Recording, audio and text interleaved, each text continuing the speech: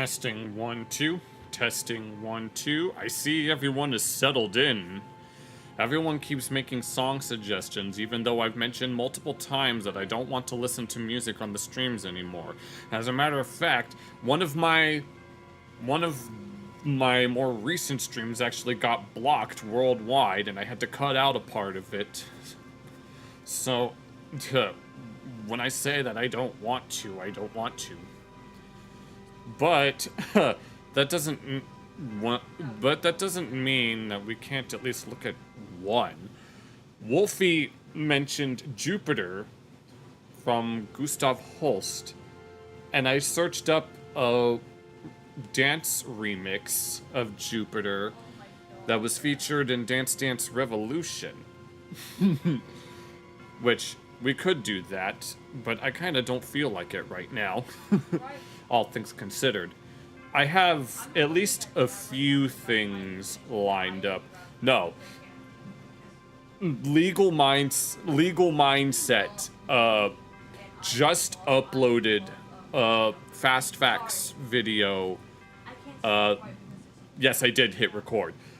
Did a Fast Facts video about Reddit being legally cooked. Apparently, he did a little stream about some sort of Reddit leak, and I think it has to deal with the whole Denim's Casey Tron Froken situation. Oh, hey, Simonette. Sorry, Aisha, I just don't... I don't want to listen to any music right now. I just can't. I don't want to deal with copy claims. I've mentioned this like more than once. But, yeah, but Legal Mindset just made a video about the whole situation with Reddit and all of that in relation to Ethan Klein's lawsuit, and I definitely want to look into that. But, what else? I had like one other thing, and then... and Reddit, yes, all three of those are certainly, you know. And then I watched like the first 3 minutes of this Metatron video about the UK, because the UK, California, well, Los Angeles, the one state that Hank Hill will never visit being California, because we all know what the MTV did to Bobby, right? What has the MTV done to you? And if the only TV that you watch is the MTV, then you shouldn't be allowed to vote. Let's be real. Because... dang it. What was I gonna... But regardless, I do have some other, like miscellaneous videos to look at. But those are the two that I wanted to get to first, before actually doing anything else. But I really wanted to look at the Legal Mindset video. Yes, the digital ID, yes, I'm aware of all of that as well.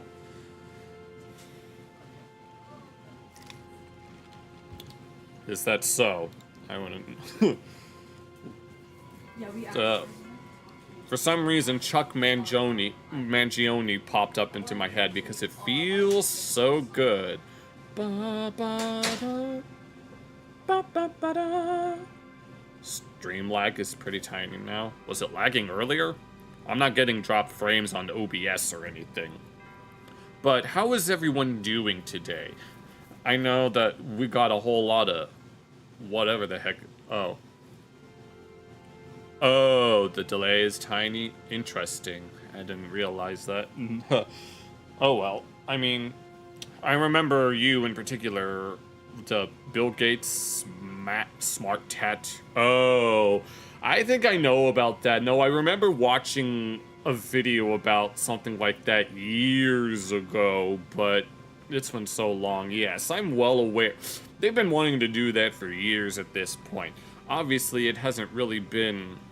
No, what they want to do is they want to put, like, little chips in your arms, just so you could, like, do things that way, which... I don't think I want that, quite honestly, so... You're doing very... because... Oh. No, why did that remind me of something? That reminded me of a Vocaloid named Oliver, who, when you take one look at him, it's very obvious that when he grows up, he's going to be very, very gay. And do you know why? Windows, Mac, Android, Fedora. The mark of the... Yes. No, the 4 horsemen of the apocalypse are Amazon, Google, Facebook, and I can never remember what the 4th one is. The former CEO of Yahoo mentioned 4 tech giants being... I can't remember what the 4th... I could never remember what the 4th one is. Very gay. It shall not be named. No, it shall not. Yeah, it was Amazon, Google, Facebook, and some 4th one. I don't remember what it was. I don't think it's you, Calvin. I don't think you're a... It was either Microsoft or it was something else. I swear to the Lord, I do not remember what it was. But, no, we've got like 2 videos lined up at least. Possible 3rd one, depending on how I'm feeling. But, and then we can always look at a bunch of meme slop videos. Or something chill. No, I was discussing with Wolfie and some of the others on Wednesday that I think we finally have a little routine. We'll start the stream off with working on some business. I see. Chat lost IQ. No, transistor. Okay, I see. So yeah, we've decided each of the streams, we would start with some drama news slop, and then we will migrate over to meme funny slop. We're just gonna do it that way. No. Wednesday's night stream was amazing. Wednesday's stream was absolutely amazing. And I just finished working on the video. We were looking at the freaking pig calling content awareness stuff. No. Oh my god. Yeah. Oh my god. No, I got that done literally when I got home today. And it's done. I just gotta upload it, and then I gotta let, yeah. You decided to sleep yesterday? Oh yeah. I see. I mean, like Wednesday night, not Thursday, but... Oh man. No, I hope everyone is doing okay. Okay. Yeah, we got the... Hold on. Let me... Alright, that's better. Gatorade and radishes. Oh yeah. Oh, the Gatorade radishes thing, there's someone that's working on that video, and I already have the hug and husband calling videos already done. Someone else wants to work on the other stuff. It's going to be a little highlight reel of us reacting to all of the meme slop, including the how a bus is made, whatever the heck that video was. But I do have some others that I'm going to be making. Some of them have already been uploaded, but others have yet to. But I'm just glad that everything seems to be looking out okay. Oh, this is Medgar. Welcome. It's been a while. Yes, it has. Wake long enough to catch me. At least, alright. No big deal. Alright. Actually, now that we have quite a few people, let's go ahead and move on over to, this. Here we have legal mindset about Reddit being legally cooked. You can see, like, on the side here, we have Denims and Reddit in trouble. Reddit caught in new leak. I don't exactly know what was leaked, but we're gonna get the fast facts version of it. So, without further ado, I'm already gonna leave the like right away. Oh, you've already seen it? Well, I haven't seen it yet, but don't spoil it. I want to see exactly what's going on. This is gonna be... I can't wait to see. No. Oh my god. Apparently, Denims is complaining about VTubers now, because of course she is, accusing people who like VTubers and Asmongold to basically be all gooners, even though she has an OnlyFans, so you understand exactly where we're coming from. But, okay. Let's go ahead and see what's going on here. Reddit is absolutely legally cooked. We're going to get into a bombshell leak that will change everything today on The Legal Mindset, where we teach you to Watch it only change a few things. be your own judge. No, I'm excited. All right, so we've been going through the case of Ethan Klein versus the orbiters of Hassan, including the Reddit mods. Yes, the Hassan Piker cinematic universe, as I've been calling it.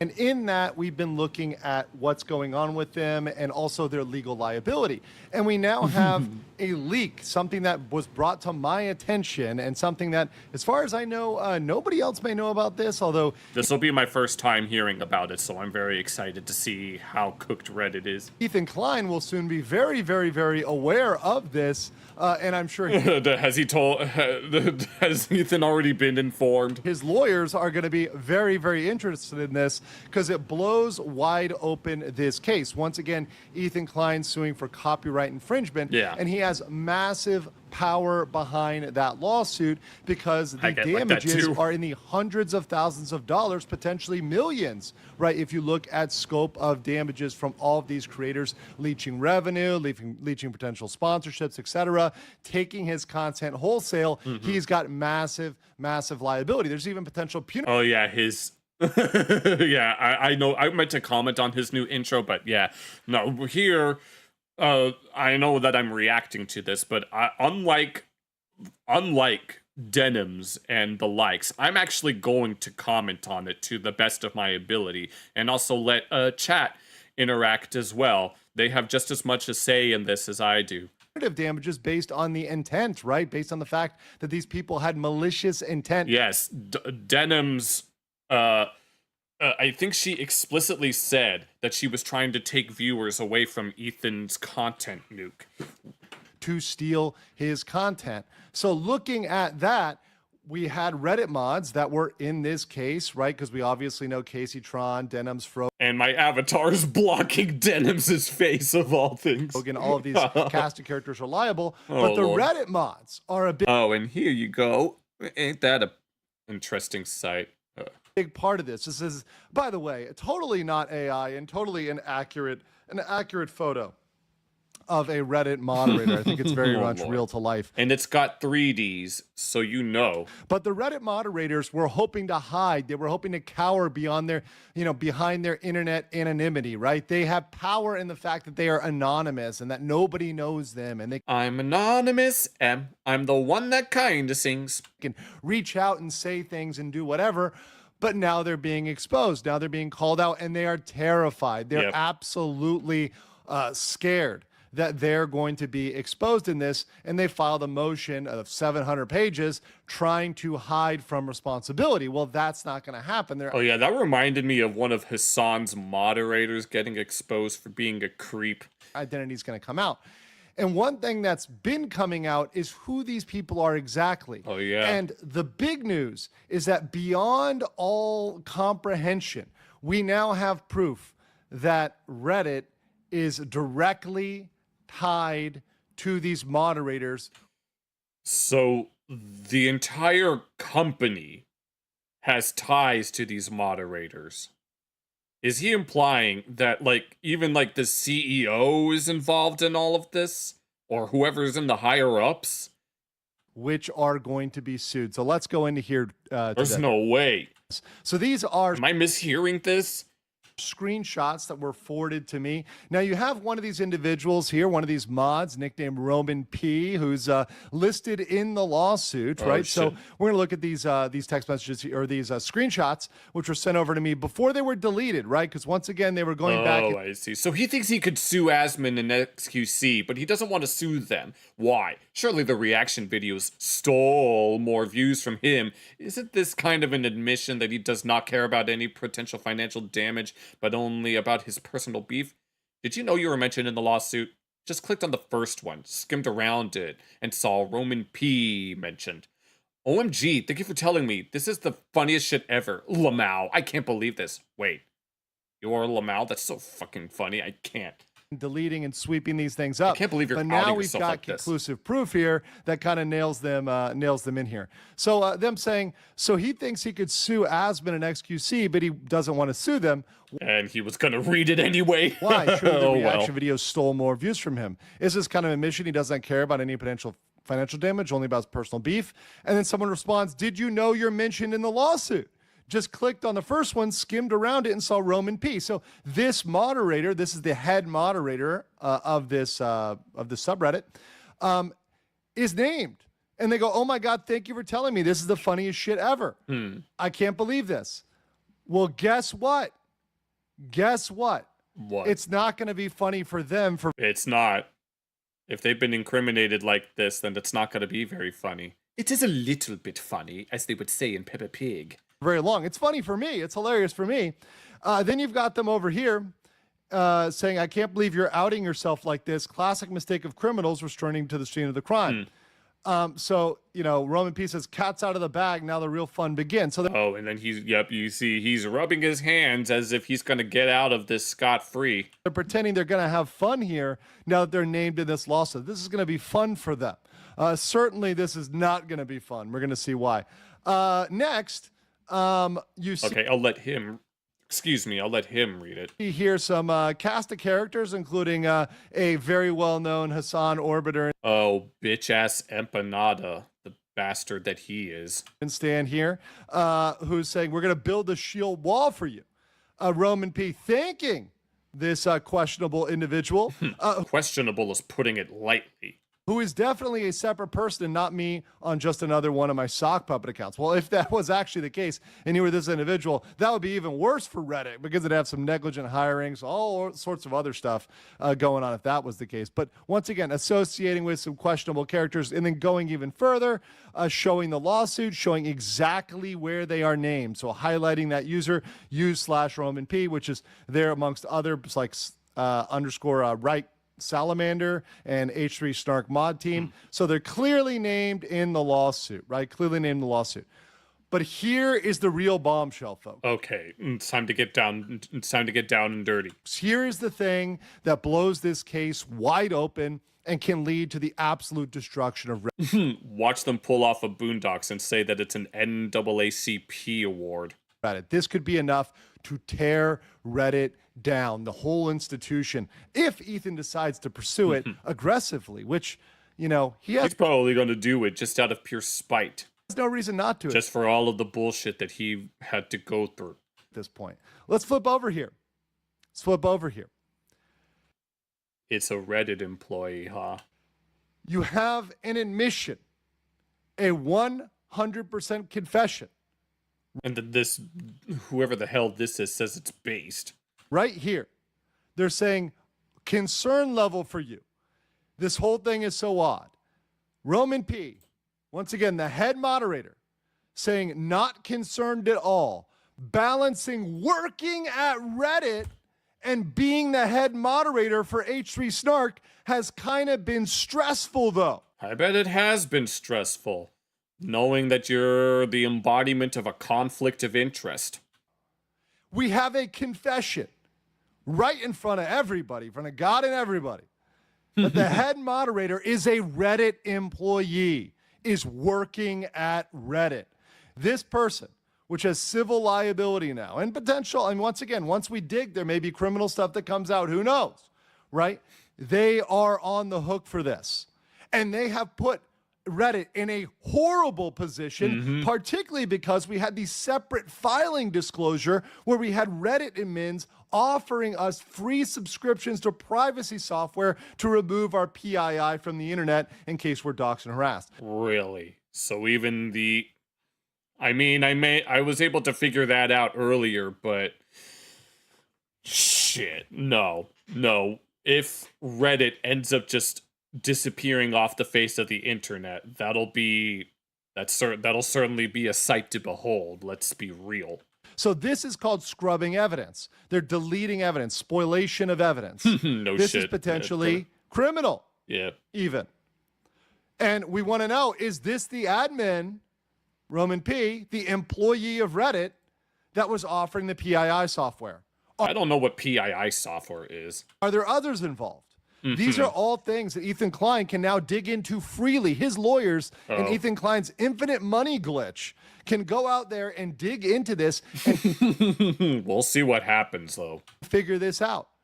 And in case you guys need to understand the legal concept here, because of course we're on the legal mindset. We are always both educational and entertaining, which is why, by the way, this is a fast facts video, the quick and dirty version of the latest in legal news. Yeah. Make sure you like the video and leave a comment below if you like this type of content. You like us exposing. I'm using a private YouTube channel for this. I might have to use my Biscoon channel to leave a comment, though. Giant leaks like this. So let's get into this. Vicarious liability. What does that mean? And of course, I'm very familiar with this as a corporate attorney. I still am a practicing corporate attorney. Employers are responsible for the harmful actions of employees, even if not directly at fault. So this is one of the reasons why in the recent times, people should be firing dangerous employees. Because that's what people have been doing ever since you-know-who got taken down. People keep getting outed at their jobs, and of course they're going to cry, oh, it's fascism or whatever the hell. Because a dangerous employee, let's say you're a violent employee or a crazy employee, you don't want those employees around because of vicarious liability, because you can be responsible for the actions of those employees. If they go out and do something crazy, you might be on the line for them. Just like this, exactly like this. If you have an unhinged Reddit mod, which once again is a massive, massive risk, if it's somebody like this, you've got to fire them. You've got to get rid of them because they've now endangered your entire company. All of Reddit is at stake because of what they've done. They're completely open to discovery. Oh, is that how, like, Hassan was able to, like, dox certain other people?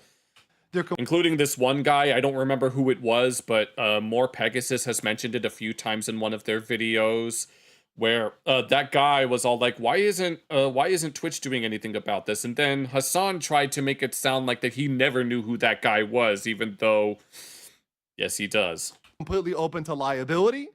And because of this proof that they provided that software, they're going to be on the line for potentially a massive amount.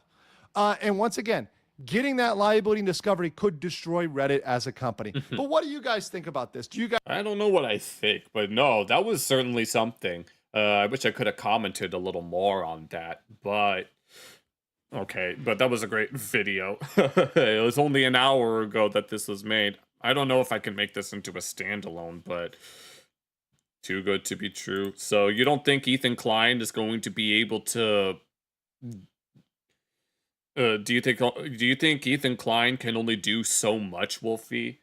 Even with his quote-unquote infinite money glitch? Because I'm sure Hassan also has an infinite money glitch, except he doesn't want to use his money for anything. He only uses it as for more Gucci bags, and he's not even giving to his so-called orbiters, right? Because I was like, oh, hello, Silvery Foxpaw. This is your first time commenting. Gets taken down. Yeah. I hope Twitch gets... I'm pretty sure the dreams of... I think it's Twitch, Reddit, and even Discord to a certain extent are all in some hot water due to due to all of the stuff that's been going on as of recently. So it's like, I mean, one can hope, but at the same time, we also have to be realistic, right? Because there's only so much that some people can do. Oh, you two know each other, huh? Interesting. Perhaps it was fate that brought us all together here. I don't really read comment sections all that much because I get very frustrated by flame wars, so I just don't do it that much. Although there are some, like, random videos that I will read comments of, but regardless, I am no, I remember sometime, I think next week is when Dan Clancy is going to be in trial. No, I want to be sure to keep up with that as it unfolds, and that's going to be crazy. That's going to be absolutely insane. And I will be there for that, just as I will be... Okay. There's no way all three of you know each other, but I do want to get to this next video No, you don't know each other. Well, Wolfie has seen you in some. Okay, y'all need to y'all need to calm down. Let's go ahead and get to. Sorry, sorry about that noise. I don't know what that was. We're gonna get into. Okay, you guys need to calm down. But we're gonna get into this video about the UK using that raised questions about oversight. Who knows? Who knows what'll happen? But hope I'll be able to keep myself updated. But I really want to get into this Metatron video. We've been reacting to a lot of Metatron videos. Hey, calm down, all of you. Y'all need to be. This is a place of civil obedience, not civil disobedience. So let's go ahead and see just how cooked the UK is, because I know that it's been cooked for all time. Yes, y'all need to calm down before I make you calm down. Hey, noble ones, welcome back to my channel. This is the Metatron speaking, and yes, we do live in a dystopian reality, don't we? So apparently Keir, I can't even pronounce it, Keir Starmer has got something to say to you. Yes, I've watched like the first few minutes of this, but I think it's but I think it's fair that I at least let you guys in on it. All right, Mr. Starmer, convince me that this is a good idea.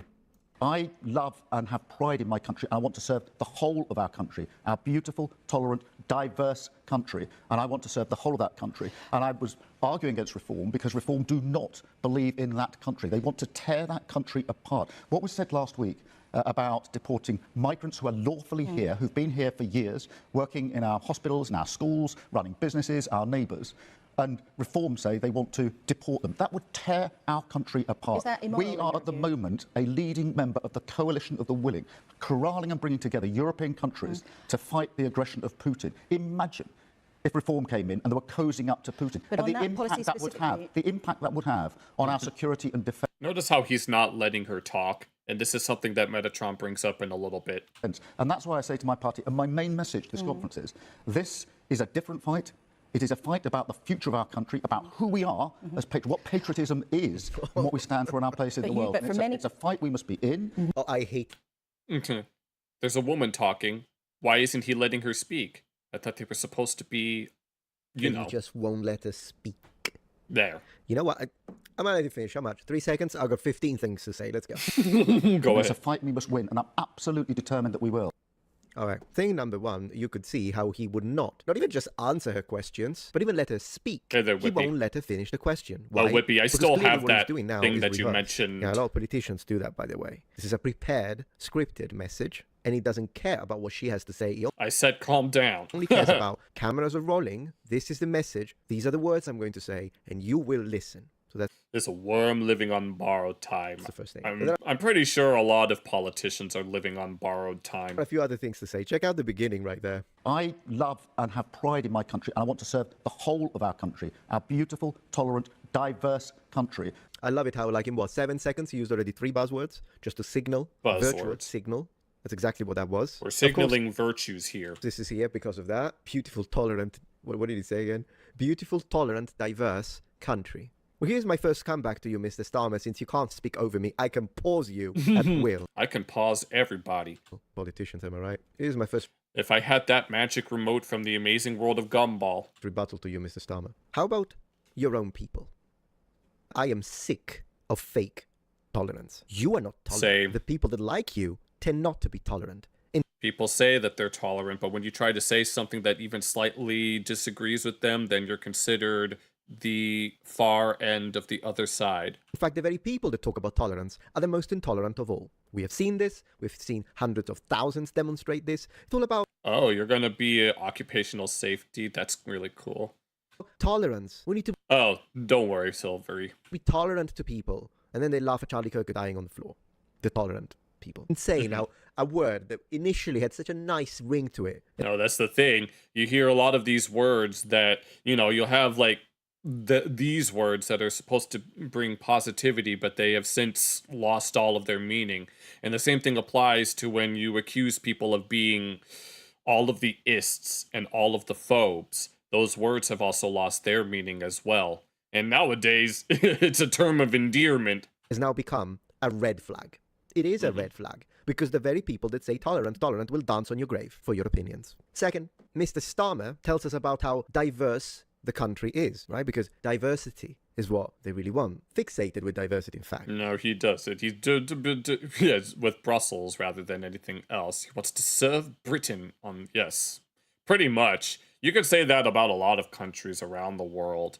It's like, here's the thing about, like, British diversity, or quote unquote, like, you have the English and the Welsh and the Scottish and the Cornish and all of that. That stuff kind of makes sense, at least in the context of how Britain works with its nations, right? Well, they're all considered, like, constituent countries, right? Irish too, yeah. But I don't think that's the kind of diversity that Keir is talking about. They want diversity of ethnicity, diversity of representation, sexual diversity, gender diversity, social diversity, cultural diversity. It appears to me, Mr. Starmer, that you and your ilk want all forms of diversity, except of thought.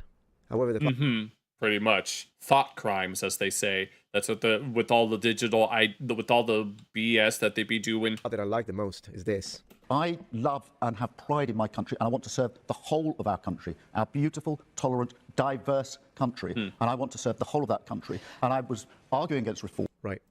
Okay, are you beautifully tolerant to the good men and women from your own f***ing country? You know, and at this point... Is he, though? Because I know the kind of things that are... I know what's been happening in the UK for, like, months now. The whole migrant crisis with the grape gangs, right? He was a lawyer who traveled the world, pardoning... Oh, so this isn't even... So, he's been around. Is that so? Oh, man. Minotaur Hotel? Yeah, don't worry. So he's been a lawyer that goes around the world and defends those types of people. That explains a lot. If he was a lawyer, then that explains a lot. I know we just looked at legal mindset, but I'm just saying. Children with swords and axes. Do you care about those? What was said last week about deporting migrants who are lawfully here? If this was true, because I don't believe a word he says, and he did not bring, he said, what was said last week? Yeah, by who? Who said? Who said it? Who said what? Oh, so nobody ever actually, so no one said anything. It's the most generic statement ever, but whatever. Let's say that someone did say that. Yeah, that would be wrong. I don't know anything about Minotaur Hotel. If someone is a legal immigrant, for instance, myself, no, you shouldn't deport legal immigrants. I don't think that's what people are annoyed by. I think the people that you are despising are the ones that have a problem with illegal immigration. Right, that's the thing. It's like, no, you'll have people try to vouch for illegal immigrants that commit a whole lot of violent crimes, and that if you're against them, then that somehow makes you racist. Like here in the US, as someone who's half Mexican, I don't want anyone speaking on behalf of me, and I don't want anyone to vouch for me when it comes to that kind of stuff, and I don't want anyone to call me a self-hating Uncle Tom, because I don't want to have to deal with illegal immigration. Why don't you talk about that? Because I think the majority of people will agree with you. Once someone has entered the country through the legal channel and the correct process, and they've been living in the country for years, and are working as doctors and nurses and all the rest, yeah, they're legal. You don't deport legal immigrants. But the problem are not the legal immigrants, is it? Correct. Yeah, and one of the things that people say is that, if you're an immigrant, they're gonna deport you. ICE is gonna come... No, they make it seem like that ICE is gonna come by my house and take me, or rather my mom, away, even though she's like 3 generations removed. She was born in Texas, so she's clearly not going anywhere. Rallying and bringing together European countries to fight the aggression of Putin. That's the shifting of the goalpost. Imagine this. Yes, and that he just brings up Putin, because of course he does. Is a different fight. It is a fight about the future of our country. Unbelievable. The future of his country, says. About who we are as patriots. What patriotism... Patriots. He used the word... This is the least appropriate man to use that word in the entirety of the United Kingdom. I can imagine. And what we stand for in our place in the world. It's a fight we must be in, and it's a fight we must win, and I'm absolutely determined that we will. And what about this, though? You're mansplaining to a woman who's... Oh, good lord, yes. This is like the second time that was brought up? Trying to speak to you. What about feminism, Mr. Starmer? Yes, I wanted to bring that point up earlier when we first started, but I wanted to let Metatron bring it up instead. Isn't she supposed? Is she below you because she's a woman? Is that what you're trying to do? Part. Is that We immoral? are to But the you- world. but for It's a- many- it's a- but and on the that impact policy factory is apart. that Oh my god. Mr. Starmer, just shut That's it awful. and let the woman speak. Okay, so anyway. Quiet. White woman bot. Okay, you guys need to calm down. I don't know what you guys are talking about. I'm just trying to commentate. The real item of conversation today is this. bbc.co.uk. Starmer, thank Okay. you. Starmer to announce plans for digital scheme. Starmer to announce plans for digital ID scheme. Yes. I actually scheme. The fact that the BBC is even titling it this way is very peculiar. think for once, I hated BBC, but for once they used the correct term to. Yes. No, people have been. No, the BBC be freaking the big black cock, as they say. But, no offense to anyone like that. But I'm just saying. Describe it as scheme. But when I say that, I mean a chicken. A big black chicken. All right? We have to think about what patriotism is because we got taken down English flags. Yes, exactly. No, I've seen a video of someone who was like at some protest somewhere, and what was it? Yeah, and two cops just come by and just arrest him because apparently, no, it reminds me of this one. Who was it? Some woman who was raped by a migrant, and she got a longer sentence than the rapist. And I'm like, why? It is. Sir Keir Starmer is expected to announce plans for a compulsory. Rooster, yeah. Close enough. UK. Compulsory, yes. This is not the Yu-Gi-Oh! Trap card, the compulsory evacuation. Actually, no. We're going to activate the trap card, the Yu-Gi-Oh! Trap card called Emergent Compulsory Evacuation Device, where we're going to have everyone just evacuate the UK so that they don't have to deal with all this. Wide digital ID scheme in a speech on Friday. Do talk about the death of freedom of speech on a speech. The Prime Minister believes it would help crack down on illegal working and modernize the state, according to senior figures in government. That's what Here's they my all. question. Oh, that's what they all say. Once again, Mr. Starmer. Sir, how is that going to help? Because you see, illegal It's not going to help. It's going to help him find out who every single citizen is. workers are working illegally for an employer who doesn't care. So And then they're going to arrest you for talking shit about a school. simply because you're going to be like, no, you need to have digital ID. Well, okay, you need regular ID in theory. You need a freaking visa in order to work if you are illegal, in the sense that you are an illegal immigrant who is also working illegally in the country. How is this going to help? This is not going to help. This is the excuse. He's depicting it this way so that he hopes that this will be accepted by people Oh, yeah, someone painted a flag and they had it towed at 24 hours. I can imagine, of course. outside of his, because people in his group, maybe, I don't even know, this guy is hated by everyone at this point. I think both Labour and Conservative hate him at this point. Anyways, no, this is clearly a matter of population control. This is what this is. It's thought policing. It's punishing you for wrong think.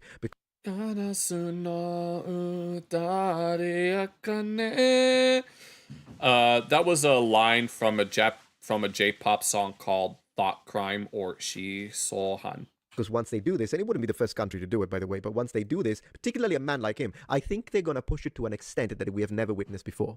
So even if your counter-argument is, well, but there are already countries that do it, right, but compulsory, like in Italy, you can do it if you want, but compulsory from someone the likes of him, most No, look at this fucking face. I wanted to make a comment on this freaking bitch-ass face that he's making.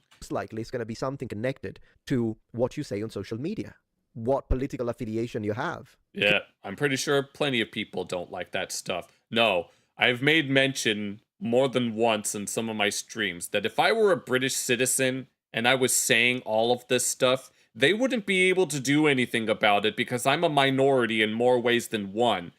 What are they going to do? Arrest me? I'll just accuse them of being racist.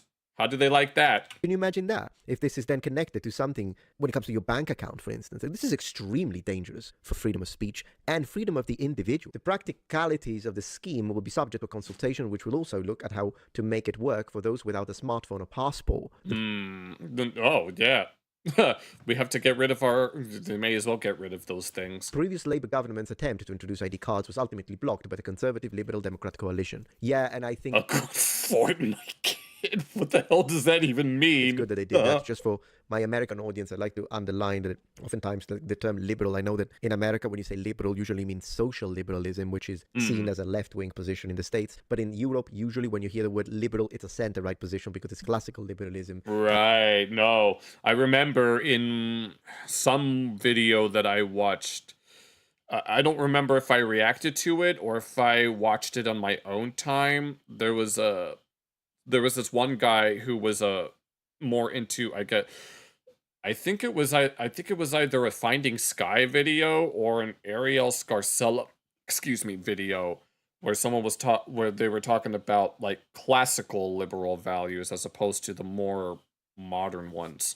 It's different, but anyways. Starmer considering digital ID scheme to tackle illegal immigration. I can think of another 2, 3, 4, 15 ways to tackle illegal immigration, Mr. Starmer. Definitely not putting digital ID mandatory for the entirety of the population. But yeah, they're probably not even going to do that for them. That's the thing. This said in an interview he thought the debate had moved on since then. We all carry a lot of more digital ID now than we did 20 years ago, and I think that psychologically it plays a different part. He added, reports have suggested the government plans to use a new scheme to check people's right to live and work in the UK with people's individual ID checked against a central database. Mike, could you imagine if you left it here? People's right to live. These checks are currently based... Right to live.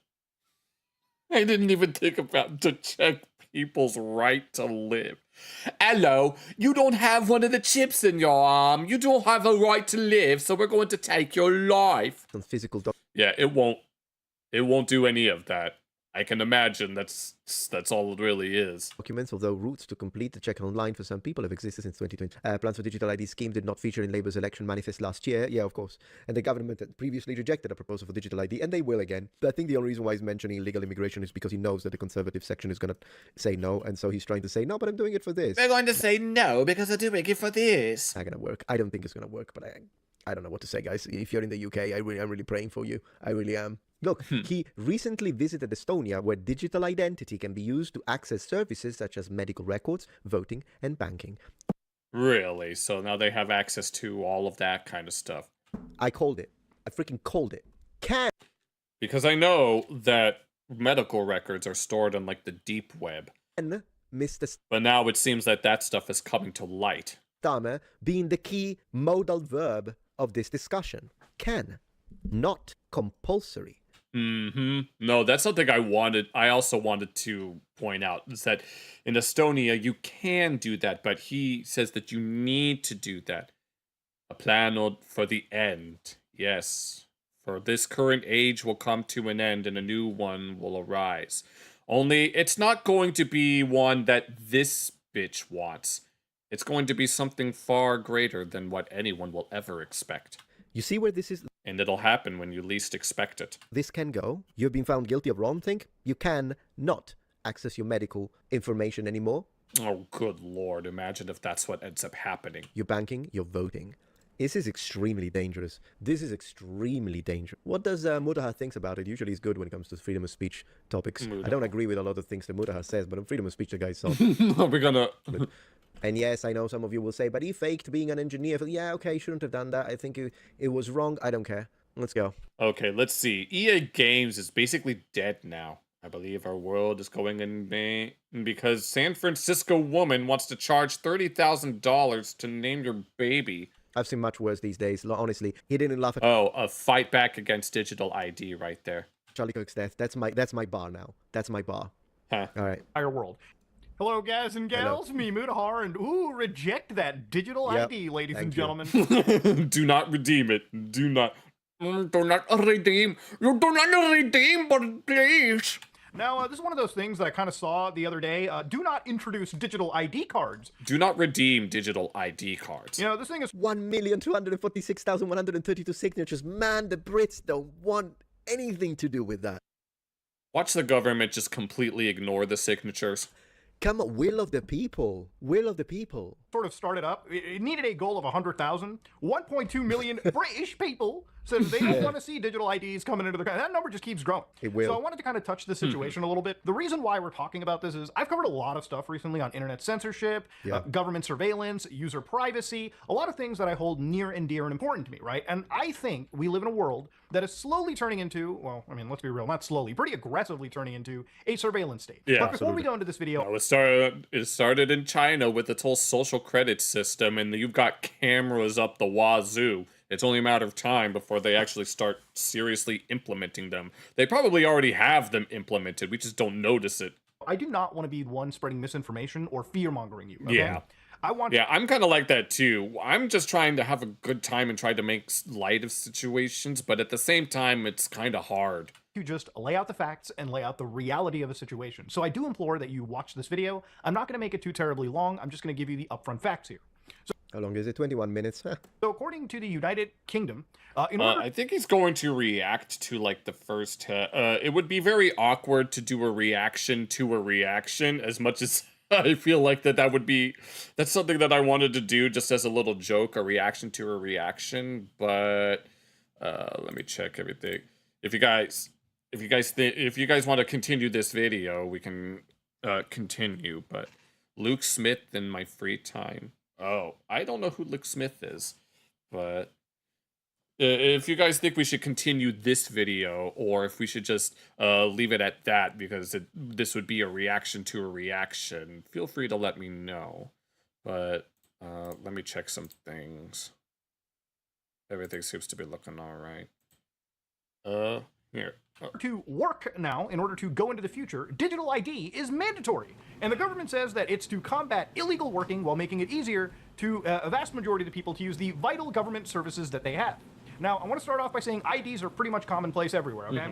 Obviously, in Canada, if you want to have a valid ID, something like a driver's license makes sense. Yeah. Obviously, it contains my name, my address, date of birth, so on and so forth. Right. And of course, obviously, there are, things that don't serve. Social and let him cook for a few minutes. All right. Social emotional moderating. Oh, good lord. No, the moment that you think, and then it picks up a signal, they'll be like, uh-oh, we gotta go put this guy in prison because they said something about some guy that assaulted him, and the assailant happens to have a skin color that's like 2 shades darker. Valid ID in Canada for things like health cards, for instance. They don't. So driver's licenses and passports are these IDs that basically show around the entire world. Okay, so for instance... Yeah, sure, passports. I'm sorry, I covered him. So yeah, passports in Italy as well. Driving license in Italy, absolutely. We also have an actual ID. Obviously something like that. I mean, with like a license or an ID, obviously it's on your person. It's not like someone can just digitally tap into it. Card, physical, you can use that. So a cop pulls me over, I show them my identification. But what if you're like, Muda, what if I don't want to carry around my goddamn wallet, okay? The only reason I carry around my wallet is because I need my driver's license when I drive. I'm pretty sure that's why a lot of people carry around their wallets. If I get pulled over, yeah. I need to show an ID to the cop. Well, they can't arrest me because I'm gay. Otherwise, I could be in some I'll just accuse them of all of the ists and all of the phobes because I can. pretty serious and I trouble. will. Yeah. So of course, obviously, this is not new. Always comply with law enforcement. For instance, in the United States, there is also digital ID that is available. For instance, if you want to fly domestically, you can go to the Google Wallet and store ID information for your, participating state, so you don't have to whip out the driver's license when you go to the TSA. For instance, if you're in the state of California, you can use their wallet application, the Apple Wallet, the Google Wallet, to store, yes, your identification, your ID card. So when a chippy pulls you over, instead of showing them your physical license, you can give them a digital license. No. Actually, that's incorrect. You still have, I know because I live in America. No, you do need to still show the physical driving license. I've never really had to show a digital license to anybody. But he's correct on all the rest. It's an option that you can use oftentimes in like online applications. Actually, before I spread a little misinformation, just to reiterate, this will not replace a driver's license physical yet. Law enforcement, state government... I mean, I'm pretty sure I remember hearing that the word government literally means mind control. At least I think that's what I remember. Like the ment part as in mental. Agencies and businesses aren't yet accepting the MDL. So this Although I might have to look up the etymology later. technology is already here and it works in other countries, okay? Now, why is it such a huge deal, and why is it such a massive issue in the United Kingdom? Well, they're kind of billing it as a way for a measure to make it tough to work in their country illegally. Now, I don't know much about the United Kingdom and their illegal immigration, but illegal immigration is a huge, It's a mess. hot button issue in the entire world. It's an issue in Canada, it's Correct. an issue obviously in the United States, and it's an issue clearly in the UK. And I've seen, all the images of like the boats that are flooding into the country and the Oh, I've seen some of those too. metrics that they have that illegals are coming into their country to work and are taking jobs from, again, residents, right? Like actual. And then you have people, Rusty Shackelford. That's Rusty Shackelford, who talked about the plan to store our nation's silver supply in our mouths. Like citizens in their country, which is a problem. But to give you an idea, I mean, think about it. Is there any concrete evidence that Hawaii actually exists? And they're trying to fatten us up with all those 2-for-1 pizza coupons so they can harvest our livers so that they can put them back on the pizza. this digital ID system doesn't necessarily even solve it. So there are already requirements and systems in place in the United Kingdom to check if a job applicant is right to can work. And a lot of this works with them validating through their systems online whether users have valid documentation. And I think the documentation is like a work visa, I think an NI number or something of that nature. Which it was the same when I moved to Japan. I had to get a work visa, and then my boss paid for it, because usually it's the employer that pays for your work visa. It depends on the configuration, but in my case, that's what happened. And then I had to fly back to Rome because I first met my boss informally. And then because he wanted to check that I could actually speak the language, and then he was like, "Yeah, this guy does speak Japanese." He's like, "Yeah, I'll get your work visa." So he sent me back to Rome. It's like yes, Hawaii does not exist because Hawaiian pizza isn't even Hawaiian. It's like the permanent record, or the Loch Ness Monster, or North Dakota, or that Australia is really just Argentina, or is it Chile? And then I got the visa, and then I went back to Japan and started working. It was a 3-year visa. Sometimes there are 1-year visa, and then they need to be renewed. Here in the US, however, I have a different type of visa because I'm married to an American citizen, which means that it's a marriage visa, basically. So, yeah, so there are different ways, but yes. is equivalent to like a SIN number. Because some countries have the indecent and disgusting audacity to put the pineapple on top of a pizza. Canada or an SSN number. Do not put pineapple on pizza in front of Metatron here. And also, do not break your spaghetti pasta. The United States, it's one of the, it's literally the ID fucking code you get, when you have any legal status in a country. Now, there are penalties, obviously. If you are an employer that is illegally hiring people that aren't, they don't have a right to work in your country, you could face some pretty huge breaches, something like 45,000 Ben drowned in a nutshell. Interesting. per illegal worker, and up to 60,000 if you decide to repeat offense. Now, obviously, I don't think this is a huge issue for like a super large corporation. Of course. But typically, it's not the big companies that hire most of the illegal workers, right? A lot of the big companies. Hawaiian used to have 100% fruit juice, but now it's clearly Hawaii. Fruit don't exist. It's like, no, like Sunny D only contains 5% juice. Usually have the money and the clout to like pay for work visas or something of that nature, but for a small business, it can be an issue. Now, I personally don't think that requiring somebody to show a license on a smartphone is necessarily going to work if the employer themselves is already breaking the law. Of course, yeah, that's exactly my point. I told you, he's absolutely right. No, it doesn't work to prevent that problem. I just got reminded of a decoy voice video I reacted to that for some reason only got like 20 views, despite the previous two getting over 1,000, about some guy who hired a bunch of underage illegal migrants to work on a weed farm.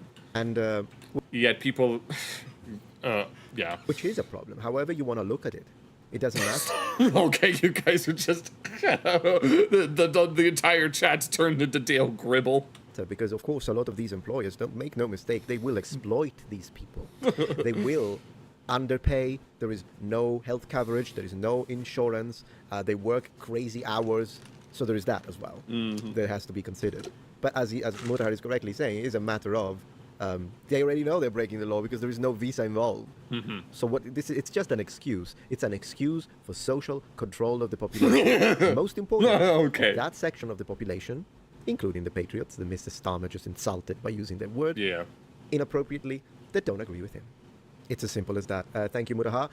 Just a mini reaction, just 5 minutes. and Okay, so he only wanted to react to it a little bit. We've got like If you guys a minute liked and a what you half saw, left on I'll give him a Metatron's like, go video. finish his video. I'll put, of course, a link in the description. But that's what I wanted to kind of bring to your attention. I think it's an extremely dangerous thing. And yeah, if you're English, sign, or Scottish, or Welsh, or Northern Irish, please, if you're British, sign that petition. If you're British, sign the petition. Or, that was, I don't know why I said it that way. Thank you. All right, no, that was chat turned into Rusty Shackleford, but I don't really care because I'm having too much fun with that. H recommended Ben. I mean, since 1959. No, it's like, here's the thing, and Libby's rushed to defend illegal on a drug farm because I was Cheech and Chong, but oh lord, no. I remember reacting to that video a while ago, like a while ago, and I was like, really? People are defending this as just honest work, even though they're technically kids without their parents? Right, that's great.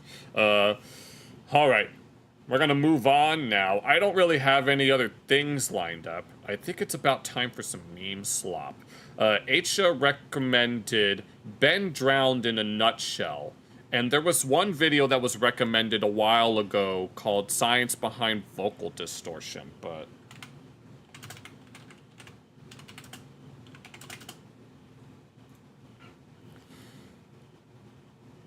Oh, I'm guessing it's dank meme animation. Okay. Yes, it's about time that we got into a little bit of meme slop now. I don't really have anything else lined up personally. Yes, the Kratts wanted to support minting silver because they own the silver mines, which all of the metals in the earth are really just a homing beacon back to the Martian capital of the Zip City, obviously, so that when the Martians, along with the Mongolian robots, decide to come along and fuck shit up, then we're not gonna see it coming. But let's go ahead and get started with some meme slop about Ben Drowned in a Nutshell. If any of you... Oh, I've seen the history of the entire world. It's been a while since I've seen it. Flip the Frog Cuckoo murder case. Here, let me get a cue going. We can re-watch History of the Entire World, but it's been a while. Flip the Frog.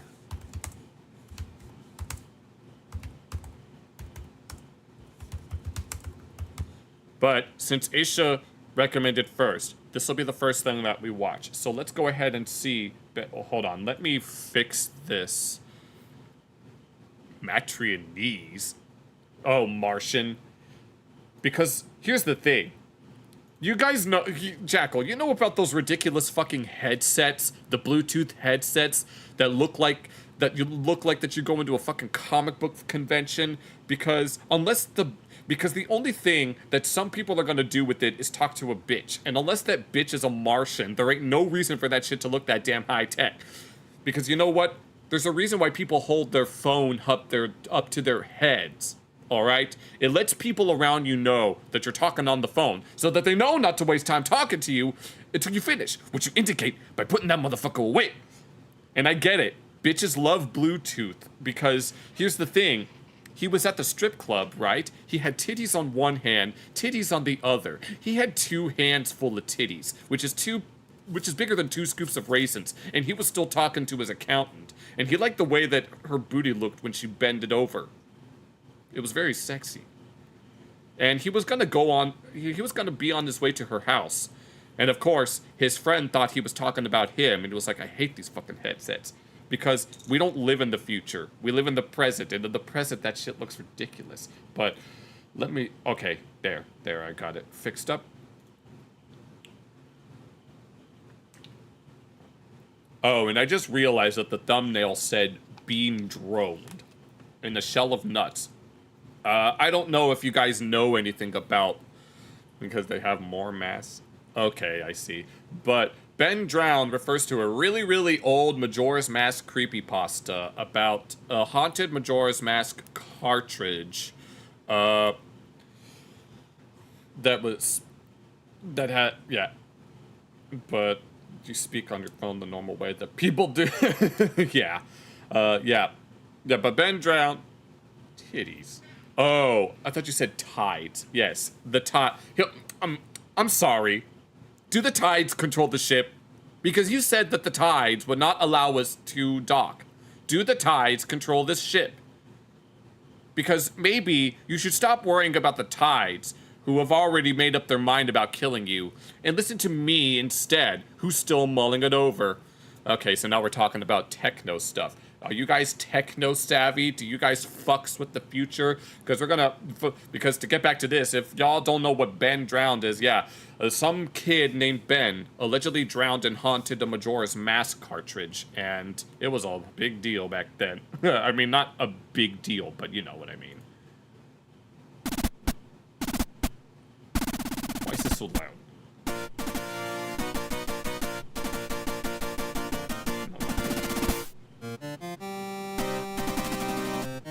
I see. Being droned in a nutshell. Mm-hmm.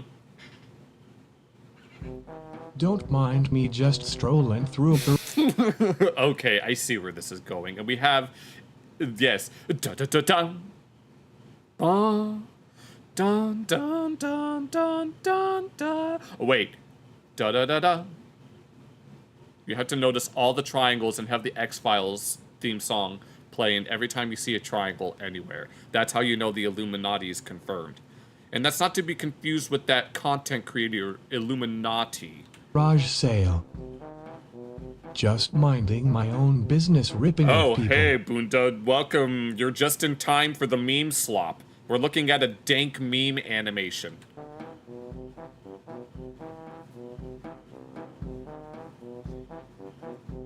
Hey kid, wanna buy some totally legal stuff? Seems legit. You got video games? I think it's retelling the story of Ben Drowned in and of itself. Yeah, he got it at a garage sale of some kind, or a yard sale. Hey, I got this really trashy looking garbage game. It's called Mayonnaise. It looks broken. It's for free. Why shit, then gimme that stuff.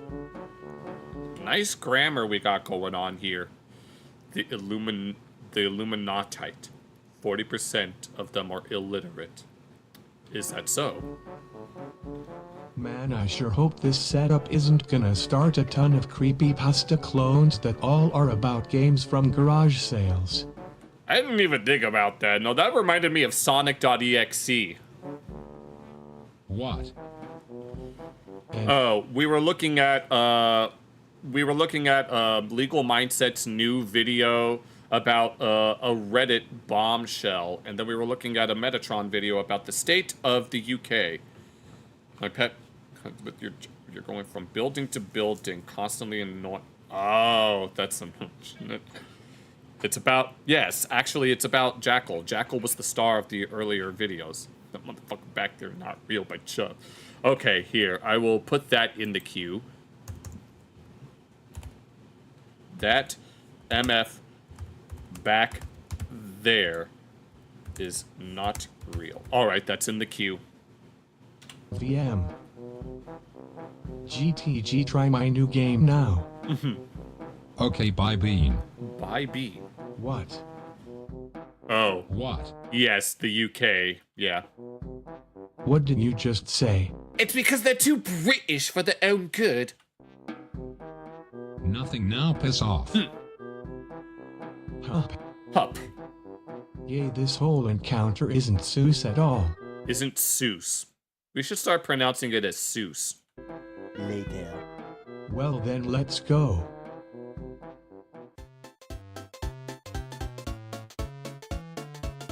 Major ass mask. Let's go. Bean. New game. Huh.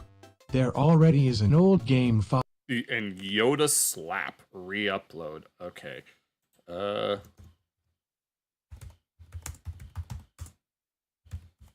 Alright, I got that cue.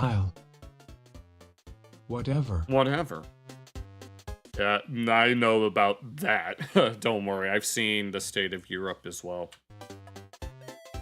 Enter name. It's Lonk. From Pennsylvania. I don't know if it'll come to Poland. Hey, I am Loink. It's not Lonk, it's Lonk. You have to pronounce it Lonk. Here to save her asses and do hero stuff and shit. Chat control. I don't know what that is. Oh my god. Wait, Hey, is that sup, Andrew? Bean? What the heck? Ingo? Long time no see, Bean. So they're all calling him Bean. I'm rude. I'm rude. Where to wanna buy a mask? Huh? I'm the happy mask salesman. Okay, WTF, this is really spoopy now. I could just stop playing this right now and nothing bad would happen. Lol, as if.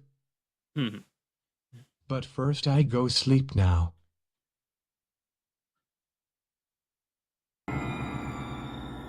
Is this a dream?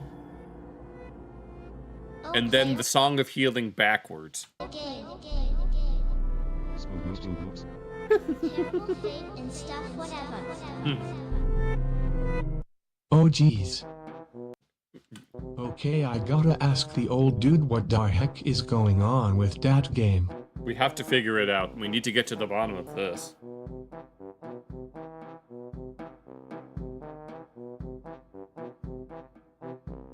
Weird, no one's home. I don't even remember the whole story of the creepypasta. I just know the gist of it. Hey kid, the heck you doing here? What the hell is that? Sir, do you know where that old guy went? What old guy? What old guy? That guy who lived right here. Oh. No.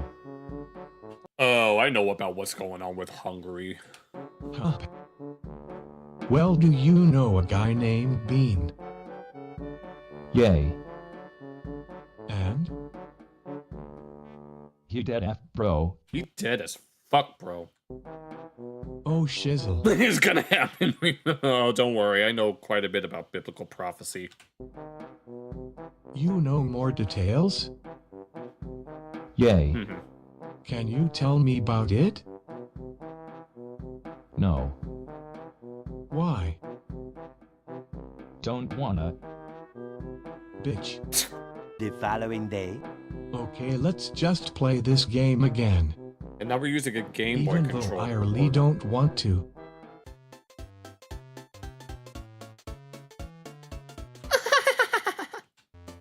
Hey, Wada. Yeah, or Bon. Yeah. Wow, rude. You have a Oh, I think I remember that happening. reservation. No, what was it?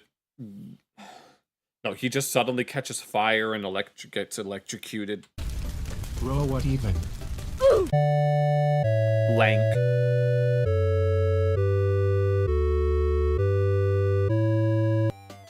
Man, why is this obviously haunted game acting weird? It even turns into Ocarina of Time for one moment. Why this place empty now? Why this place? No, this is scary AF, but I will continue playing. That was a thing in 2022? For no reason. Dang, where all the NPCs went. Where did they? Can anybody show up already? Hello. Henlo. Oakman, not you. Okay, time to jump into water.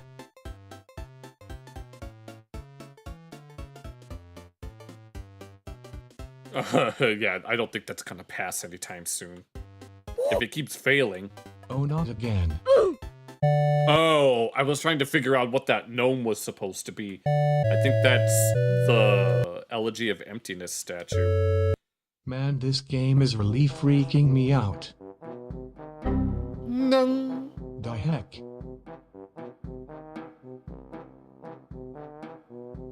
And then he just appeared. New phone this. It will. Bean. Bon. WTF you doing? You're doing. Trolling you. Bitch. Play my game. No. Oh, well, how the tides have turned in that case. Pretty please. New. You're trying to do something called Web 2.0? TF you doing in my computer? I drowned. Wow, I can't even say in words how little that is my problem. Sag. Play game. No. How rude. Later. Okay, I think my room is haunted now too. Get out, you creep, I wanna take a shower. Play game. I want you to play. Okay, we are going to play a game. Fine. Wow, who would have thought the game is still creepy and haunted and shit? Am fish now. Am fish. Swim, swim. Haha, now I can't drown anymore. Drowns anyway. Oh, what the fuck? How many times is Lonk gonna die? Why you doing this? Do what? Haunt me. Is funny lol. Lol. I hate you so much. You should share some of that hatred with Sora. He's far too nice for his own good.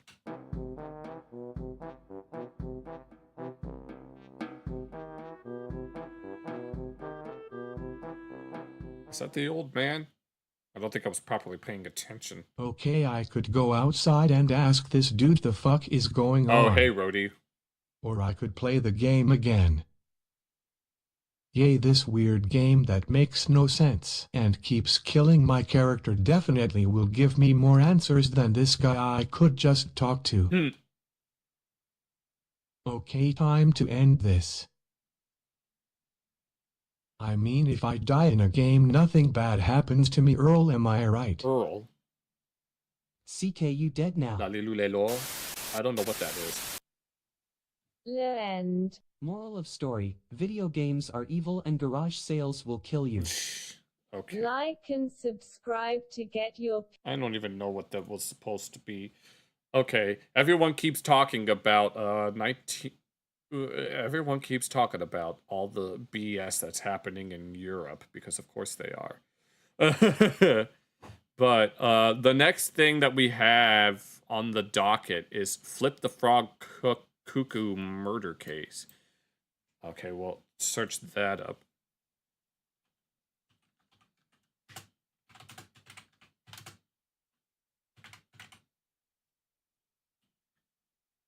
Okay, it's this one, I'm assuming. This looks like a very old cartoon. Tell Freddy Krueger that one. I don't know what Lalilulelo is, so I can't really say that for sure. From 1930. This will be in the public domain in about 5 years from now. This 8 minutes. Well, I couldn't even comment on it because the chat was kind of going all over the place. But, who was it? Oh, yeah. Hold on. Give me one moment. Metal Gear. Oh, a Metal Gear Solid thing. I don't know what you guys are talking about at this point. Yeah, this is something that Jackal suggested, so I want to take a look at it real quick. Things that go bump in the night, huh? This isn't going to get claimed, is it?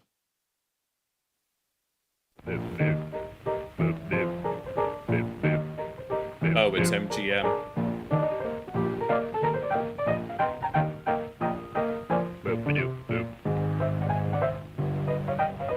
The Cuckoo murder case. And then after this is get that MF back there. Or that MF back there is not real. This certainly looks very old.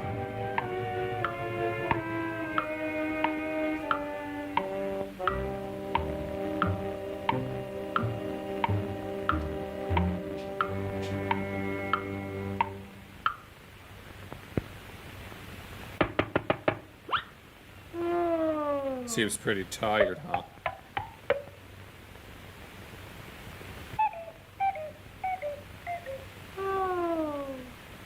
Going nostalgic. This was Jackal's one of Jackal's suggestions. I have a queue up.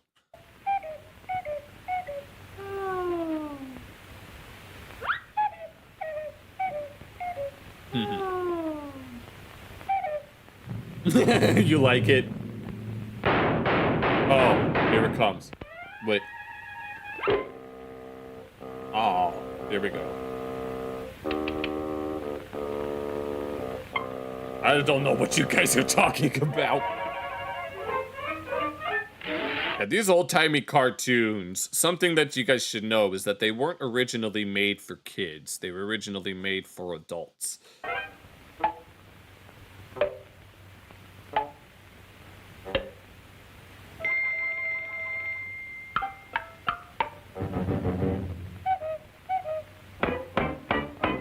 Oh, you used to have a cuckoo clock. I don't think I've ever had a cuckoo clock. Our scenes, genes, memes, and sets. Yes, we do. Is this short like entirely of like sound effects and music? This was before I was ever here, obviously. It says it's from 1930.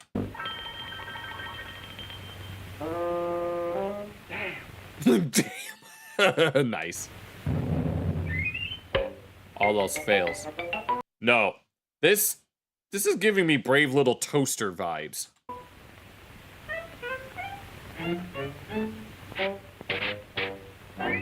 Oh.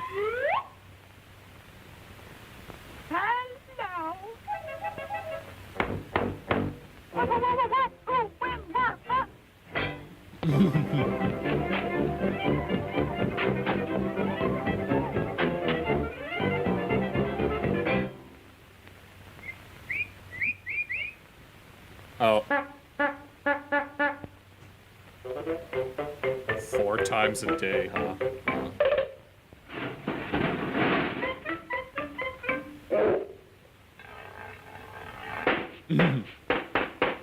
So it's all like very musical short, or a very musical animation. Brave Little Telephone, yes! Well, there is a telephone character in the original movie.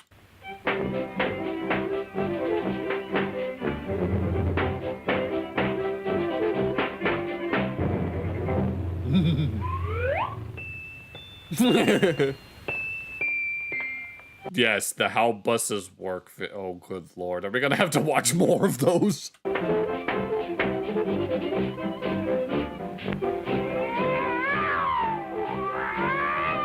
Using a cat as a siren.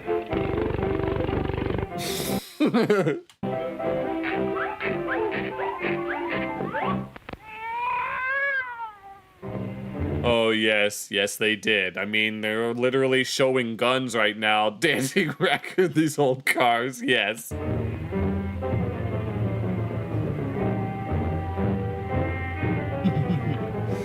glad you guys like the dancing.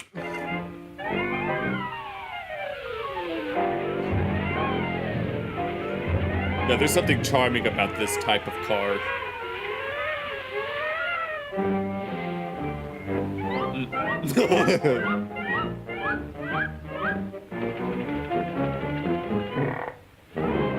An A86, huh?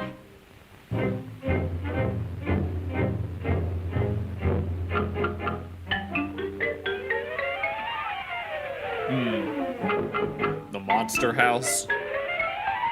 Oh, yes, yes. I've seen plenty of those blackface cartoons. Those are crazy.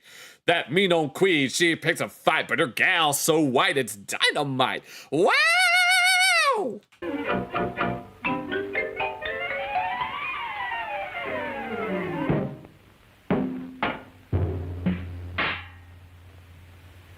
Coal Black and Decebin Dwarves. Yes, I know about that. Yeah, oh, that's what I referenced, I think. And then Scrub Me Mama with the Boogie Beat and Jungle Jitters and several others that I remember seeing in middle school, just thinking, wow, the fact that they had these back then was crazy. The shadow.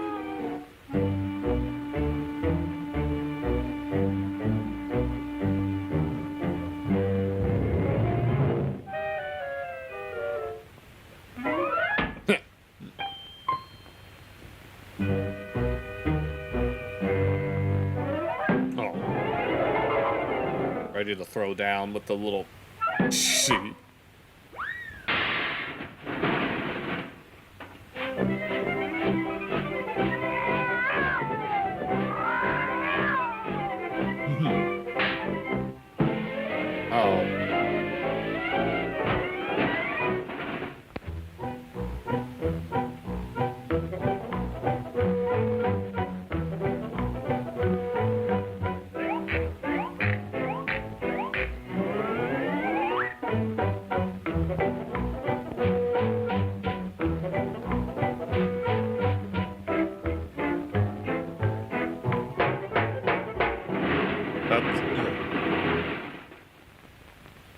If I move too much, then the my phone camera won't be able to pick up my avatar movement. Oh.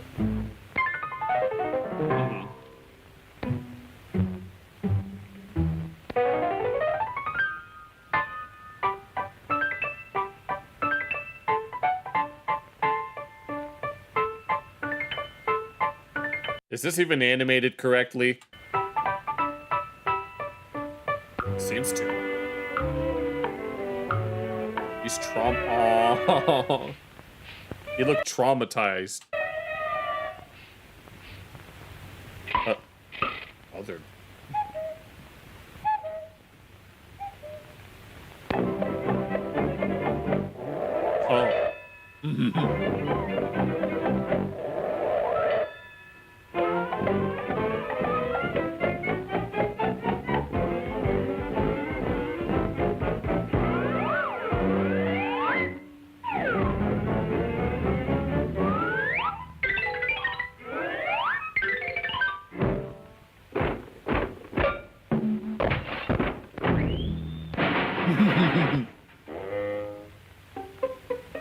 Cheska soda.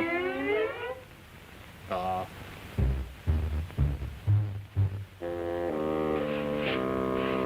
who the heck is this? Oh, ouch. Oh, it's Death, the Grim Reaper. Oh. Oh, no. Oh, no, he's next. Oh, jeez. Oh, my God, the crackling.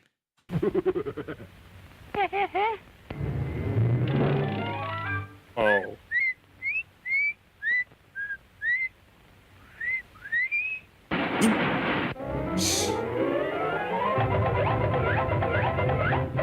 You gotta get out of there. Whoops. Okay. No, that was charming as hell. No, that was very cute. That was cute.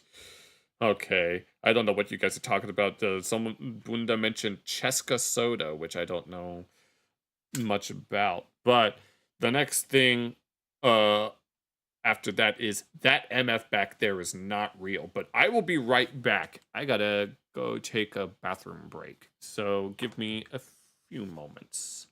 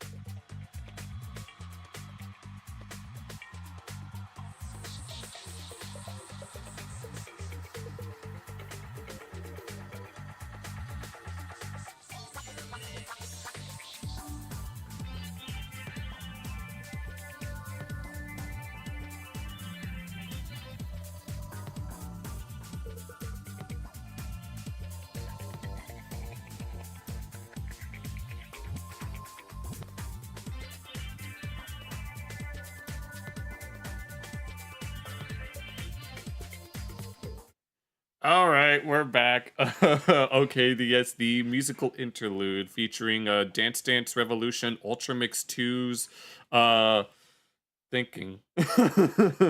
I don't know how many of them are guys, it's just so. But everybody is welcome on this stream, so long as you're not part of the Hamas City, but not an Adolf Epstein Piker pipeline or whatever the hell. But one by Chubbs. All right, the next thing that we have is the one made by Chubbs. Okay, is it still the that MF back there is not real? Because that's the next one that I have. That. Oh, I see. The 92 just see. Okay, Cheska Soda Alles Gut. I don't know how you say that.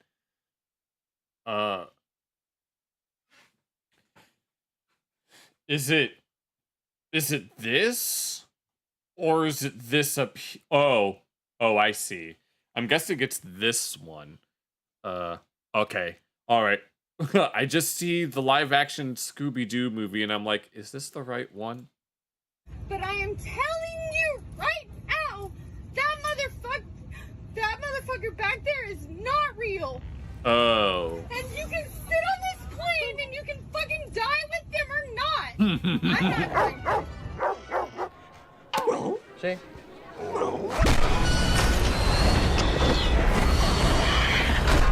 Well then, that was shocking. You gotta fight. Okay, you guys need to stop fighting with each other. All right, we do have Yodo Slap re-upload, and then I guess we can look for Cheska Soda, whatever the hell that's supposed to be.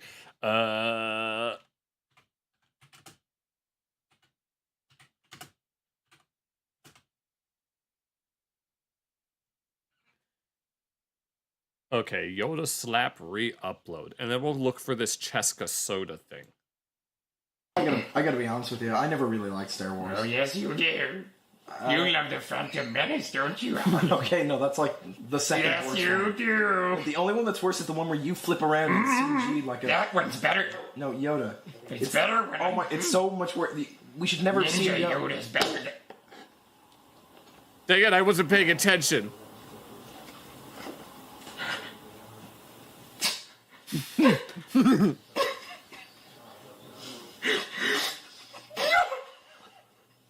That's what you get.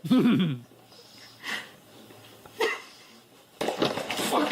Jesus, fuck. What? Okay, that was Alles Gute was making fun of learning German, huh? All right, we're gonna look up Cheska Soda. Alles Gute.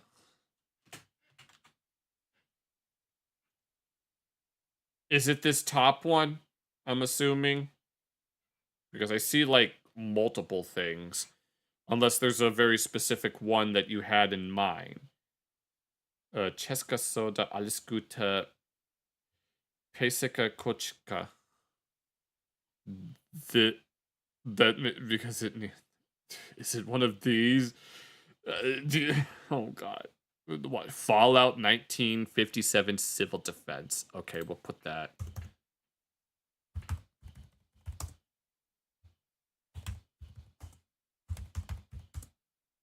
Yoda, yes. But I have Cheska Soda pulled up, but there's like multiple things here. Are there subtitles? The first one? Okay, Alles Gute, 1940. Is it all in whatever language it's... Is this all in Czech? Because I don't...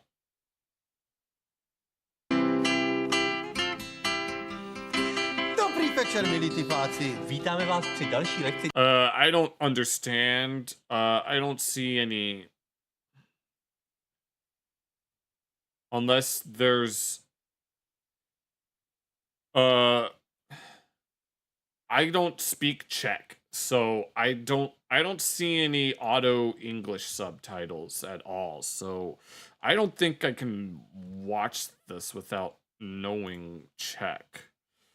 Because otherwise we can auto translate into English. Good evening, dear guys. Welcome to another German. Yo, the mom's so ugly. Dobrý večer, milí tipáci. Vítáme vás při další lekci německého jazyka. Another German language lesson. Gute! Právě před 60 lety vstoupila nocha německého vojáka do této země. A u příležitosti tohoto výročí jsme si chtěli trochu zavzpomínat. Proto jsme si k nám do studia pozvali milého hosta. Je to německý ovčák. Das ist aber kuschelweich. Ano, je mazlivě měkoučký. There's like it's places where you go to concentrate because here's the thing, concentration is the key to passing my class, Kyle. Hlavně čistý. A co vy? Máte čisté šaty? Čisté nechty, čisté a bílé zuby? Čisté svědomí? Čistou duši? Čistou a bílou pleť? Oh, Jesus. Jste také čistí. Come on, you're so clean and he's not white, he's brown. Napřed se ale prosvištíme nějaká slovíčka. Budeš tady ještě, až se vrátím? Hopa. Those are stock sound effects. 40. 40. 40. 40. 1940. 1940. 1940. 1940. Der Mathematik, Professor. Profesor matematiky. Professor of Mathematik. Profesor. Profesor matematiky. C je správné. C ist richtig. C je správné. C ist richtig. Sauber. Čistý. Sauber. Čistý. Sauber machen. Vyčistit. Sauber machen. Vyčistit. Die Blutflecken. Skvrny od krve. Die Blutfleck. The subtitle stopped working. Skvrny od krve. Die saubere Rasse. Čistá rasa. I think something will go. Die saubere Rasse. Čistá Race. And here it goes. That's how resilient this song is. Plenty. Something that you're Oh, really? I've made mention more than once that I didn't really want to listen to music anymore on my streams because I don't want to have to deal with copy claims. Okay, the subtitles stopped working. Promiňte, a nyní si řekneme celé věty. Okay, you gotta go. All right, go ahead. Thanks for joining us, even if it was for the first half of the stream. Excuse me, but we'll say complete sentences. Manžel pracuje v koncentračním táboře, proto musí Oh, good lord. Jeho uniforma. Oh, and here it comes. Vždy perfektně čistá. Nur wirklich schwarz ist scheinen sauber. Jen opravdu černá je zářivě čistá. Za A je profesorem matematiky, za B pracuje So this is a math professor. Seems legit. Za C je profesor. Yeah, the auto-generated ones, yeah. Profesorem matematiky v koncentračním táboře. C je správně. Šmucíky veše, vy si troufáte se... Smuk víte, to show the whole nation the dirty laundry. Ale my pereme na 40. My pereme na 1940. We wash up that... Od krve, na to můj běžný prášek nestačí. Běžný prášek. I don't even know if I'm saying that right. Die Blutflecken 4 z 5 bachařů vědí, že se pořezal při holení. Můj manžel se vrací domů propocený a někdy i se skvrnami od jídla. A to si zapiš, skvrn a špíny se zbavíš. What the hell? Where did this guy come from?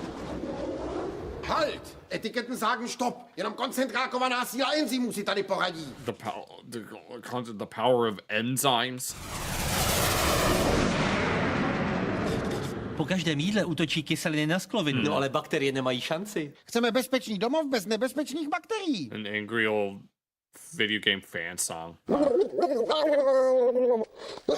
Tož dobře to čistí. I vaše duše je čistá. A proč není čistá vaše rasa? Na tom This is a 90s TV. můj levný prostředek nestačí. Koncentrační tábory jako show business. Když dobře vypadáte, lidé se k vám rádi vracejí. Inteligentní systém bělících složek. Bublinky aktivního kyslíku. Bílá síla pronikne hluboko do tkáně a špínu na věky odstraní. Nový napálek, to je prostě bílá bomba. Ale tam nahoře to je víc než pouhá měkost, to je opravdové měkoučko. Skvrny nepustili, protože je špína zažraná. Takže pustíme na to Tix. Tixi k noze. Oh, he's back. Trhej.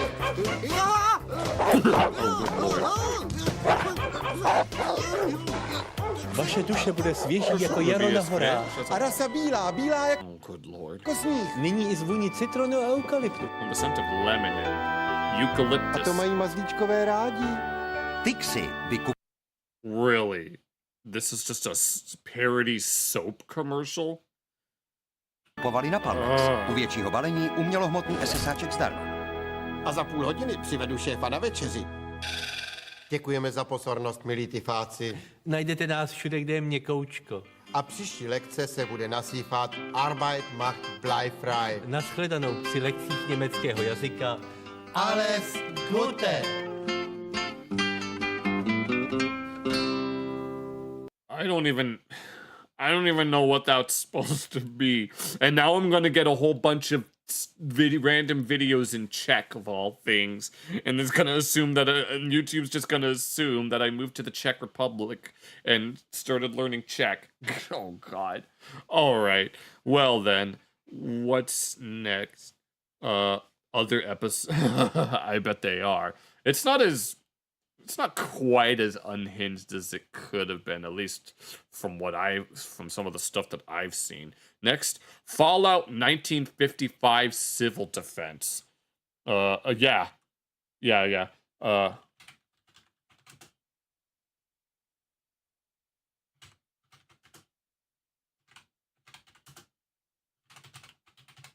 If that's even a thing. I don't know if this is what we're looking. Yeah, I'm pretty confused as well. Am I looking at the right thing, Jackal, if you're still there? Because if you have Wolfie, if you have another video, feel free to lay it on me. Hopefully it's a long one. But the blue one, so, okay, this middle one here. Okay, let me make sure there's no other blue ones. Oh, it's a playlist, actually. Today is Friday in California. Would it be allowed? You'd be surprised, honestly. Here, let me put. Today is Friday in California. Full scene. We can't just look at part of the scene. We have to look at the full scene, damn it. Oh, this is a pretty long one. Civil defense film. Food supply after the bomb. Oh, not the playlist? Okay. You said it was the blue one, but I don't... Unless you consider this a shade of blue, or you're talking about this vaguely blue font. But... If it's a goated movie. Oh, okay. If there's a more specific title that it has, Jackal, feel free to let me know. Give me one moment while I look up that other thing real quick.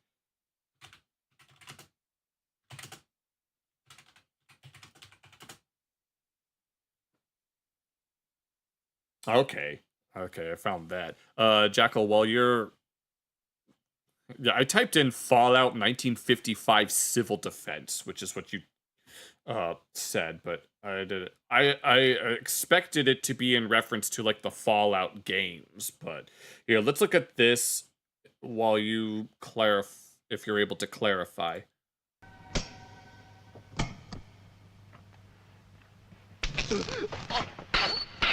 What the?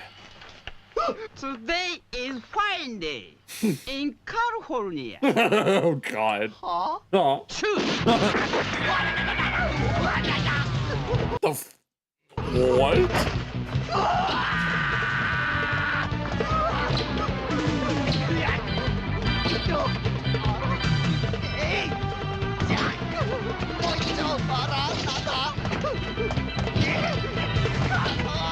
Take him to Detroit.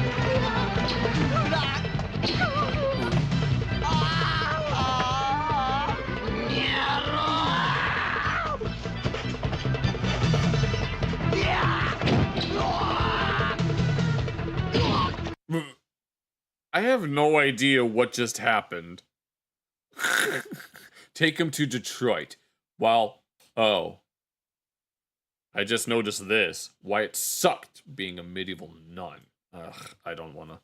Take him to Detroit. Take him to Detroit.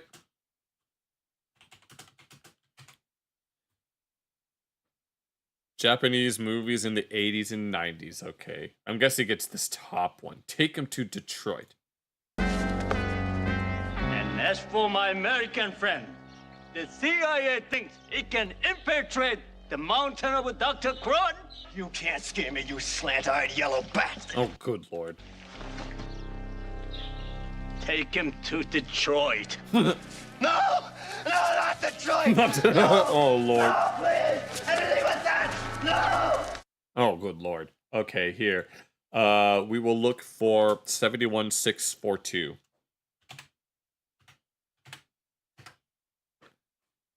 Oh, here it is. All right, Fallout 19. Okay, found it. All right. Let's go ahead. This is a pretty long one. All right, let's go ahead and I'm going to speed this up. We'll check this out in order to see exactly what's going on here. This is a Periscope film.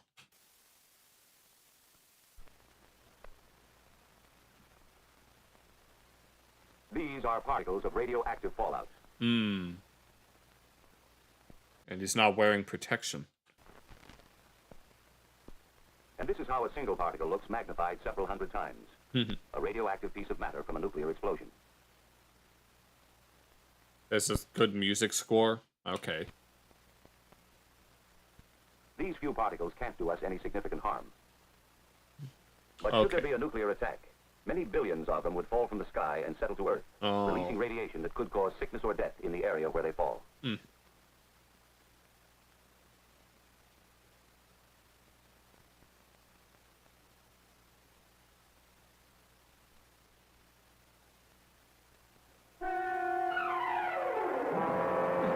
About Fallout.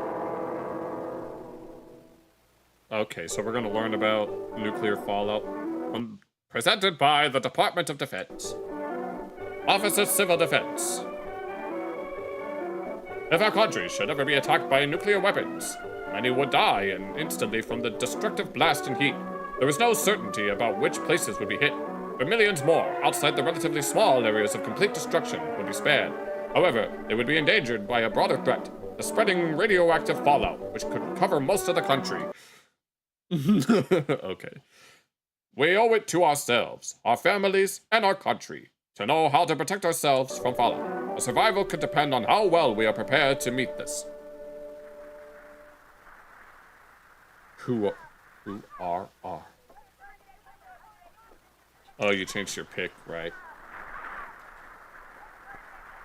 To begin with, it may be surprising Oh, that that's radiation is something we live with every day. Far back in time, back before there was an Earth, there were flaming fireballs in space. We call them stars.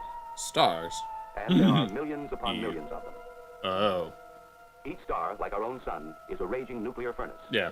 That shoots out showers of particles too tiny to be matter as we conceive it, along with invisible forces that we call radiation.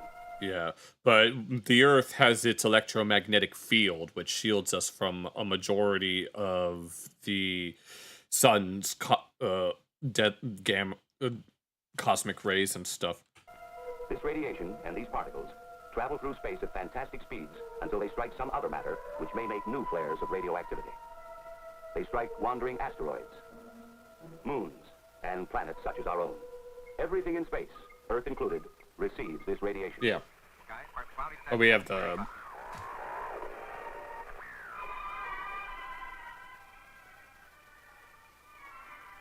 Background radiation is all around us in tiny quantities. Yeah, I've got all of these devices surrounding me that are emitting all sorts of low-frequency radiation. Nature even planted unstable atoms deep inside the Earth itself. Yeah. They decay one by one, here and there, in a barrage of inconceivably small and silent explosions. Each explosion is another spark of radiation. All life on Earth has reached its present form in company with radiation from this naturally occurring radioactivity. Extremely thin, with extremely low-level intensity. It has always been with us. Something that our bodies are just used to after that point. It is nothing new. But I'm guessing he's going to get into the fact that with, like, the atomic bomb, it gets amplified who knows how much. We don't worry about the small amounts of natural background radiation. But to safely handle larger amounts. Have I seen Universes Bigger Than I Think? I've seen it pop up in my recommendations a few times, but I've never really watched it because I kind of know how big the universe is, so... We must keep our distance and shield ourselves. For as the amounts increase, so do the dangers. Mm-hmm. The amount of energy generated by a nuclear explosion is enormous. Yeah.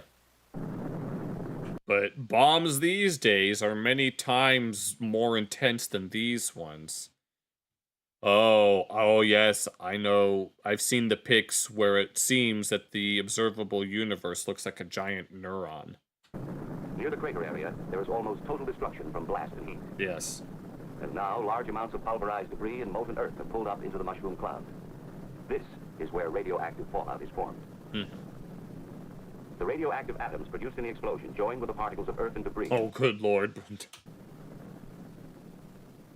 The mushroom-shaped cloud forms and climbs higher.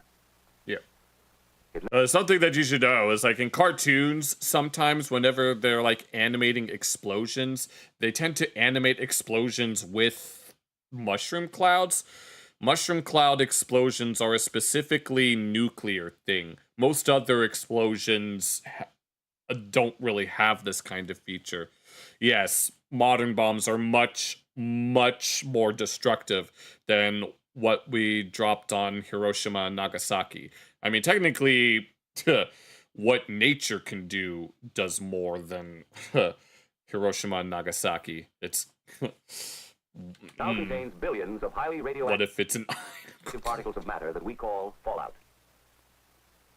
The strong winds... You need to calm down, Jekyll. The upper altitudes go to work on the cloud, blowing it off in one or more directions. Yeah. Gravity tugs on the particles. The larger and heavier ones sink toward the ground, while the lighter yeah, particles they are. They aren't the exclusive to that kind of... Some of the lightest particles remain suspended in the upper atmosphere. As time passes, their radioactivity grows weaker, so that the longer they remain aloft, the less dangerous they are. But the heavier particles, spread by high-altitude winds, fall to the ground within 24 hours. Several miles from the explosion, they are about the size of table saw. I see. These are the most dangerous, because they carry the greatest number of radioactive atoms, and so emit the largest amount of nuclear radiation. Which brings us to an all-important fact. Deadly as radiation can be, it has a fortune. I think I know what the Moab bomb is. Weakness, a rapid rate of decay. And this gives us an invaluable ally, time. Right. Because a lot of radioactive elements and stuff, they usually decay at like a sort of fixed rate. You have a irrational fear of fractals. Oh, I see. No, so like with like the Lebanon, there was a Lebanon explosion. Jesus. No, so you mean like Wolfie, regarding what you said about fractals. So you mean like fractals and snowflakes and like blood straight? No, there's fractals all over nature. It's like you see them in river systems, you see them on plants, the nervous system, the circulatory system, even in like mountains, you see what can be only described as fractals. So suppose a nuclear explosion takes place at 12 noon. By 1 o'clock, the total... And then the simple fractals. And then there's the Mandelbrot set, if you know, with regards to complex numbers. The biggest destructive it's those kinds of bombs. Okay. Force of the residual radiation. But yeah, going back to this, so radioactive elements usually decay at a fixed rate. Like, that's why, like, carbon-14 is useful in, like, the dating of, like, organic materials in order to know how long ago certain, like, historical events may or may not have happened. Oh, good lord. Is at a high level. By 7 o'clock, it's down to 1/10. In 2 days, although still dangerous, it's only 1/100th. But in 2 weeks, it's only 1/1000th. With this decay rate in mind, consider radioactive fallout conditions which might confront us after a massive attack. Within an hour, fallout would be a serious problem in the vicinity of explosions which occur on or near the ground. Oh yeah, in the way that it is trailing, having to deal with like the way that the Earth moves. 7 hours after the attack, the fallout area covers more and more of the country. As the Oh yeah, Jackal. Wolfie said that said that Wolfie doesn't have a problem with simple fractals, but I can imagine. No, I'm kind of the opposite when it comes to fractals. I think that they're kind of really cool, but I know some people do have like, oh, trust me when I say I definitely have irrational fears, so you're not alone. Prevailing winds expand the fallout in a downwind pattern. 24 hours, 48 hours, without... Oh, and this is what would happen if they struck certain places and they just get all over the country now. Shelter, millions would face death.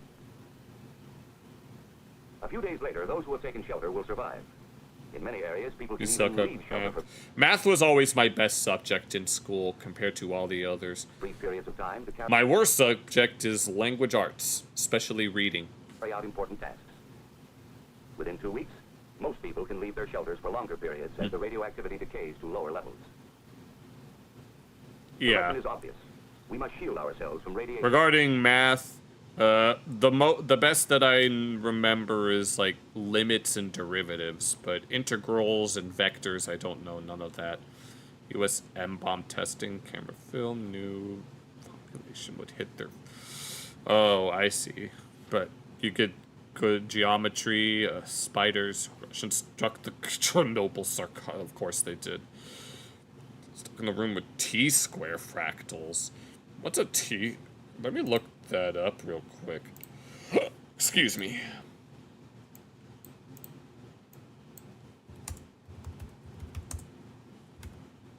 T-square fractal. Oh, it's those. Those are definitely weird. Yeah. Oh, so like with regards to testing, the chat's going a mile a minute or 2 miles a minute, but yeah, they had to.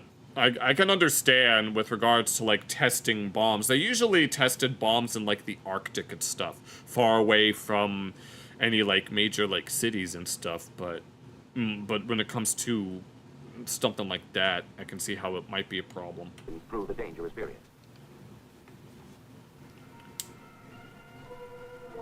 To do this, we need more than time. Fortunately, we have another ally. Distance. Mm-hmm. The greater our distance from the fallout particles, the less radiation we receive. You would receive less radiation in the middle of a tall building than you would receive on the top or bottom floors, because there would be more distance and partitions between you and the source of the radiation. The fallout particles which would cover the roof and the ground around the building. I don't know that much about Chernobyl other than the fact that it just happened. I do remember watching a documentary about radioactive wolves that exist there.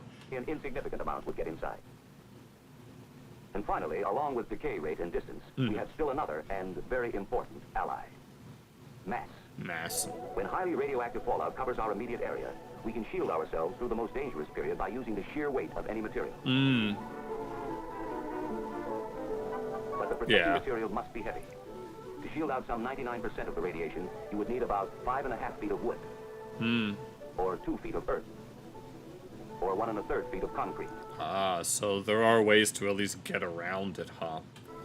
Or a half foot of steel. Even though the thickness of these materials... Yeah.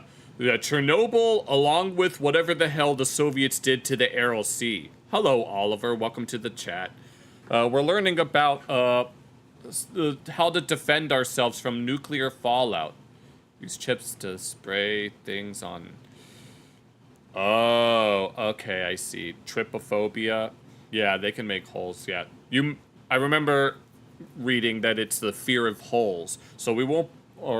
Yeah, we're always made as cheaply as possible. But yeah, you reminded me of another major disaster, that being the drying of the Aral Sea, if you know about that, in like Uzbekistan.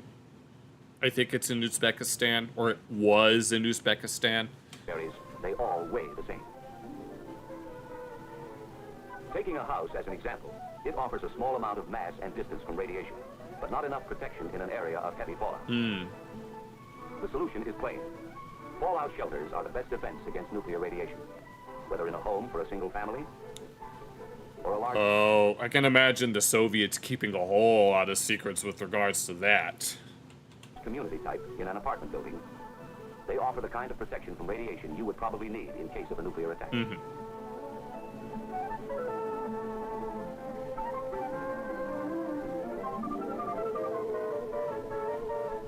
But the best shelter would be worthless unless it was used. Most people find it hard to understand how silent, invisible rays, which cannot even be felt, could be so damaging. Yeah. It's always the littlest of things. Things that you wouldn't even build bunkers again, yeah. See what happens when radiation... Yeah, knowing how things have been going recently, granted, yep, we have to make light of everything. And what better way than to make light of a serious situation than a dancing raccoon? Radiation penetrates the body and attacks the cells. What is a cell, and what happens when it is attacked? Many tiny holes, especially. So no barnacles, huh? We will not be looking at barnacles on this channel.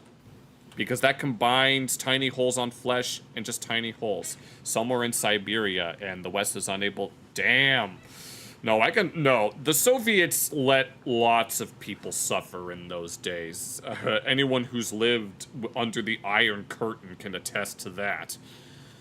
It's a simple organism, which... Or the Warsaw Pact, rather. ...produces itself by dividing.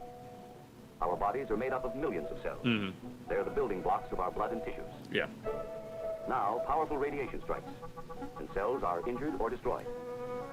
If radiation stops before the accumulated dose is too great... Oh my god, renders of Wario with pores.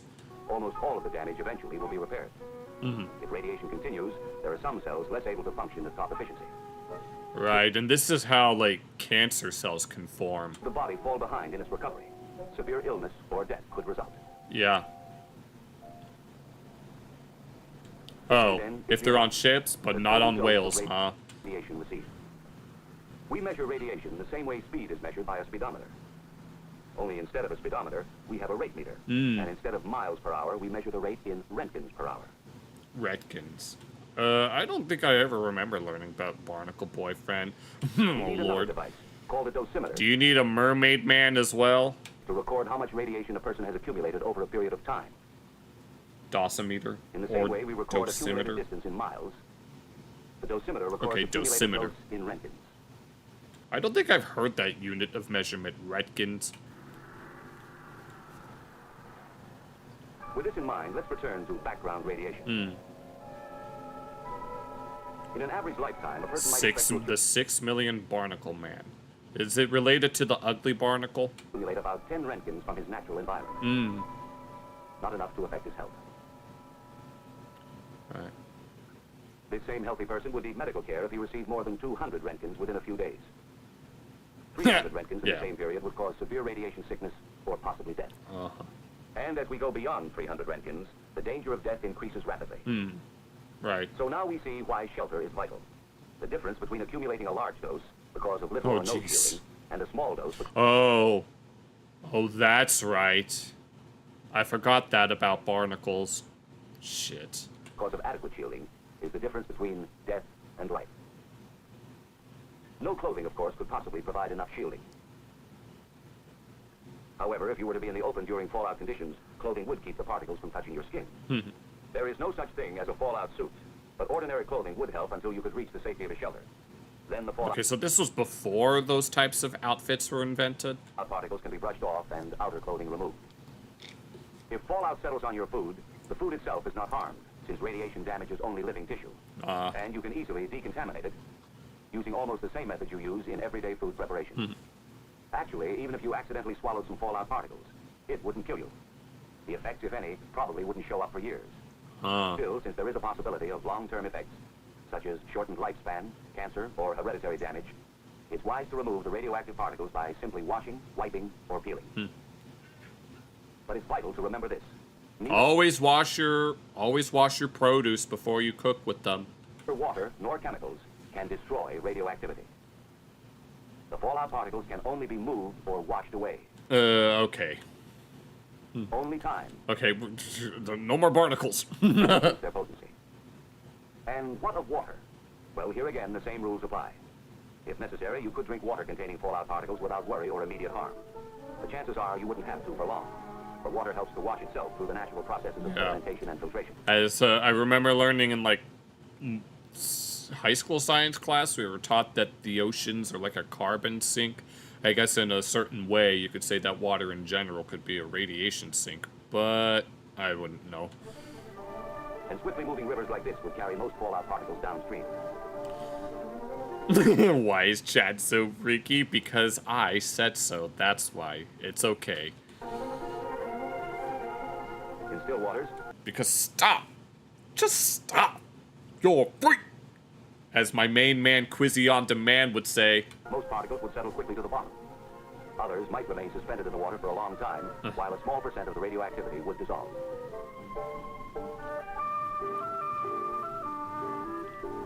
The normal processing of a water treatment plant would make it safe to drink. And water coming from a covered well would be safe from radioactive contamination. Yep. There is no problem with breathing, for air is not contaminated once the fallout is on the ground. Fallout is not a poison gas.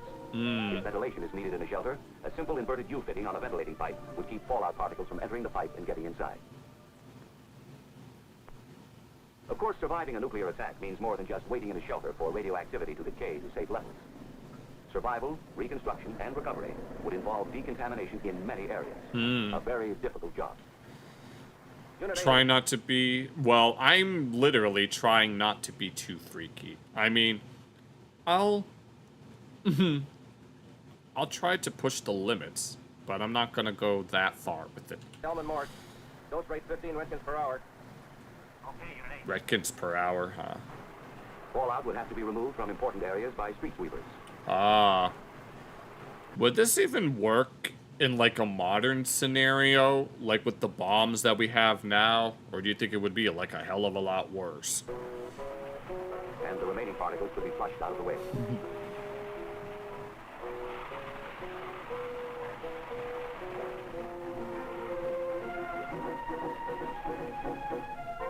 Food would be a problem. And then we'd have to, obviously we have lots of we have to have all the rations. For a nuclear attack, we would first use existing food supplies from shelters, markets, and surplus food stores. There's like, in like, what was it? It was either Norway, like Svalbard has that huge bunker with a seed of every type of edible plant, and that in the event that some apocalypse happens like that, then we have the seeds of every major like plant so that we can plant them and just regrow everything.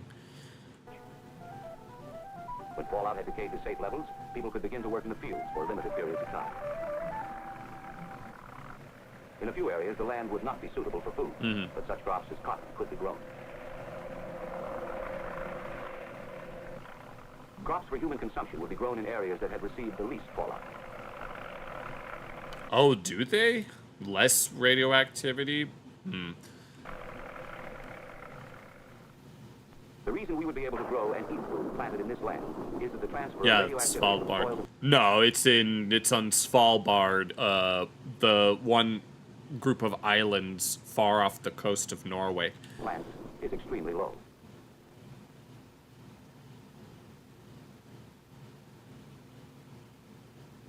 And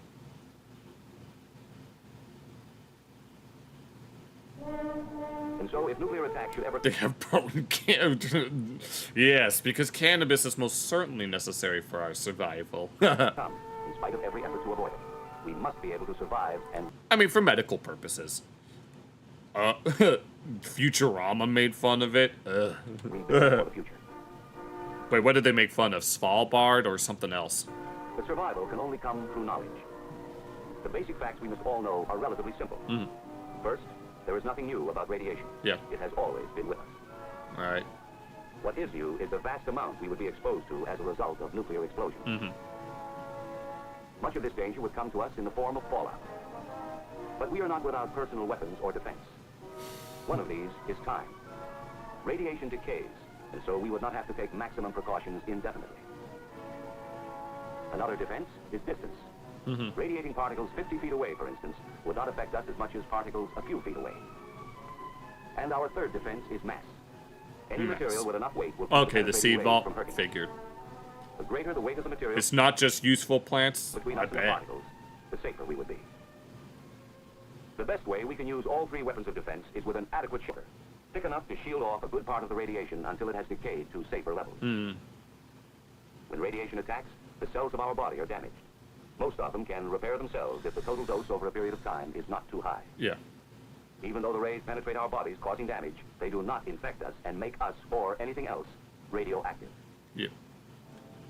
That's why food remains good no matter how much radiation... Here you go. Well, yeah, hemp is used for quite a lot of... It can be used for quite a lot of things. Although King of the Hill did make a joke where it was like some guy wanted to... some guy at a college campus tried to ask... God dang it. Hank, if he would support like hemp-based products, and it was like at first Hank was all like, "God damn, government overregulation. What's it made of?" And it's like, well, it's weed, and it was like, whoa! Because Lord knows, even if it's for something practical like paper, the fact that weed is technically a drug, I guess Hank is just not that on board with it. Pass through it. Fallout accidentally swallowed with water or food will do you no... Micro-hemp plastics. Okay, yeah. No, hemp is like... that's probably one of the reasons why weed is a Schedule 1 drug, because I guess some companies probably have a monopoly on certain materials. Immediate harm, but for long-term safety, it's best to wash, wipe, or peel the food and filter the water. Always wash your berries before you eat them, and fly towards the sun. Even if you were caught outside under fallout conditions, ordinary clothing would keep the radioactive particles from touching your skin, but you would still need to find shelter quickly. Yeah. If we remember these facts, if we act on them intelligently, we can increase our chances of surviving nuclear attack. And the key to survival is adequate shelter. That is why the federal government has a nationwide fallout shelter program. The goal is adequate fallout shelter space for every man, woman, and child. And this goal can be reached. Yeah, I know that. For with knowledge of radiation, we can face the... Okay, well, that was certainly interesting. We got like an hour at most. If anyone has any other things that they are interested in sharing, I'm all for it. No, I'm having a lot of fun. I'm so glad that we've got a lively chat going on here, at least on YouTube. I guess I should have been focusing on YouTube from the beginning, even though, yeah, the magic. You thought magic. You thought that was a. Don't watch it. What do you mean? Who said? I never said. Not well. Cotton candy. I don't know. I don't think you can wash cotton candy. I don't know how that would work. You wash off the actual candies themselves before you put them in the little spinner thing? No. No, Wolfie, did you actually think the magic school bus was from King of the Hill? No, they're not even the same. Oh yeah, you have a cake account? Okay. What do you eat from are you talking about that scene in Willy Wonka where they're licking the walls because the snozberries taste like snozberries? Snozberry! Who ever heard of a snozberry? Yeah, oh. They don't... they kind of do look similar enough. It's got that Captain Planet look to it as well. That old, like, 80s into 90s looking aesthetic. Yeah, you use Twitch? Yeah, I'm not using Twitch because of a certain communist with a Gucci bag that exists on there. So, yeah. And that's another reason why I'm using YouTube in particular. But, no, we should... No, you kind of making me want to look at Magic School Bus for some reason. Oh my god. But if anyone's got anything, or we could just chat for a little bit before we make any sudden... let's see. Oh, no, not this. We could continue on with this. We only watched the first one of This Is the News. We could probably watch the second one while we wait. The Gucci guy in love with the roach who wakes... Yes, he does. He can't stop talking about him. Going by casinos. Oh, good lord. Well then, I mean, yes, Kick had to deal with that French streamer and that one boxer, but it's better than dealing with the Turkish terrorist, let's call him. I mean, allegedly in my opinion, because Lord knows, the moment that I get noticed, which I don't know when that's gonna happen, but I'm just saying. But the first, you were gonna say when the wind blows. Okay. Oh, that's what you want. Okay. Oh, that's how you discovered me? There's no way. Here, let's look up.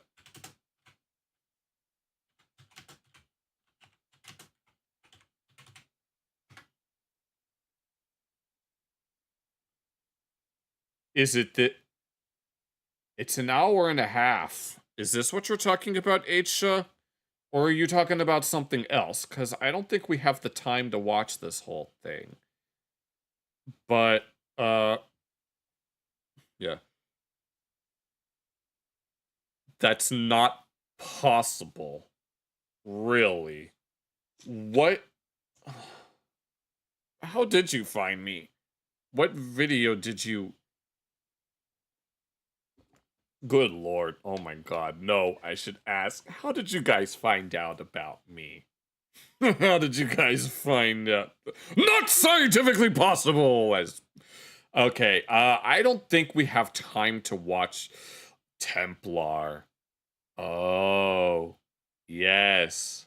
I know exactly what you're talking about. Yes. He posted a comment. Okay, give me one moment, Aisha. But he posted a comment on the one Metatron React video that I made, wondering why he's getting furries recommended to him, and he hoped and he wished good luck for my channel, and I was like, oh my god. No, I was worried about what he would say, but he said what he said was very wholesome. But, oh man. We're not supposed to say anything correct. Oh no. Yes, I'm an exception to the rule. Yes, I actually did make an actual, like, full-on response. Aisha and Jackal were there when I was making it. It was a shoe-on head. Aw, sweet. No, that's... Oh my god. I don't think it was a... Oh my god, is that what? Oh my god, no, I mean, I've been checking my analytics. They haven't been, some of my videos haven't really been doing all that well, but I'm still waiting for that breakthrough video. When it comes to like YouTube and stuff, there's always that one video that's usually like the breakthrough that you're looking for. So far, I haven't found that. Look up the darkest movie you've ever seen. Alright, give me one moment. No, don't do that. God dang it.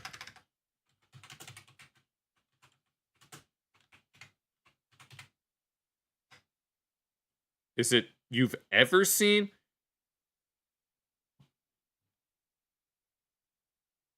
Really? Really, Jackal? Is that actually how you found me? Oh, is that what this is? Is this just I have too many tabs open. There's no way that that's how you found me by simply...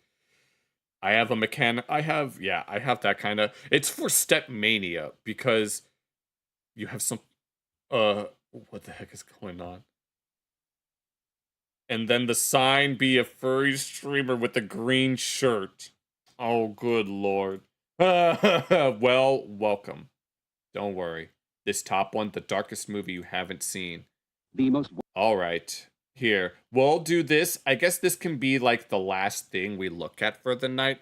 Barefoot Jen atomic bomb scene. Alright. If we have time, we can look at that now, but otherwise, I can put it in the queue. Alright. Oh, is that what this says? Here, give me one moment.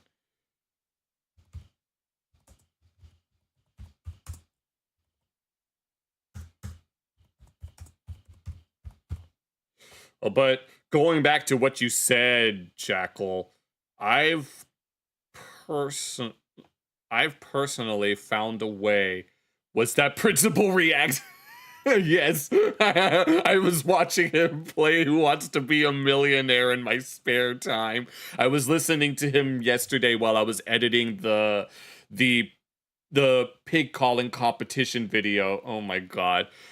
More like an overview. Oh, hold on. We can look at that another time. Is that what this is here? Let me... Okay, here. Let's go ahead. I should... Why Kirk got... I'm pretty sure I know why he got shot. So... here. Let me make sure... Here. Atomic bombs. Alright, here. Let's go ahead and look at this real quick, since H-Show really wanted me to look at it. If we have time, we can look at that other thing, but I'll have it sped up. He's pretty on. Oh, school principal reacts. Yeah, Brandon. His name was Brandon from the state of Georgia. Widespread danger from nuclear explosions is fallout. Fallout is dust that is sucked up from the ground by the explosion. Fallout can kill. You can protect yourself and your family. And later on, we will show you what steps to take. Global homes. This is a cover for Raymond Briggs' graphic novel When the Wind Blows, and I think it's about as perfect as a cover can get. We see an elderly couple Oh, that's why you recommended this, H-Shot? Oh, man. I haven't checked them out yet, Daniel.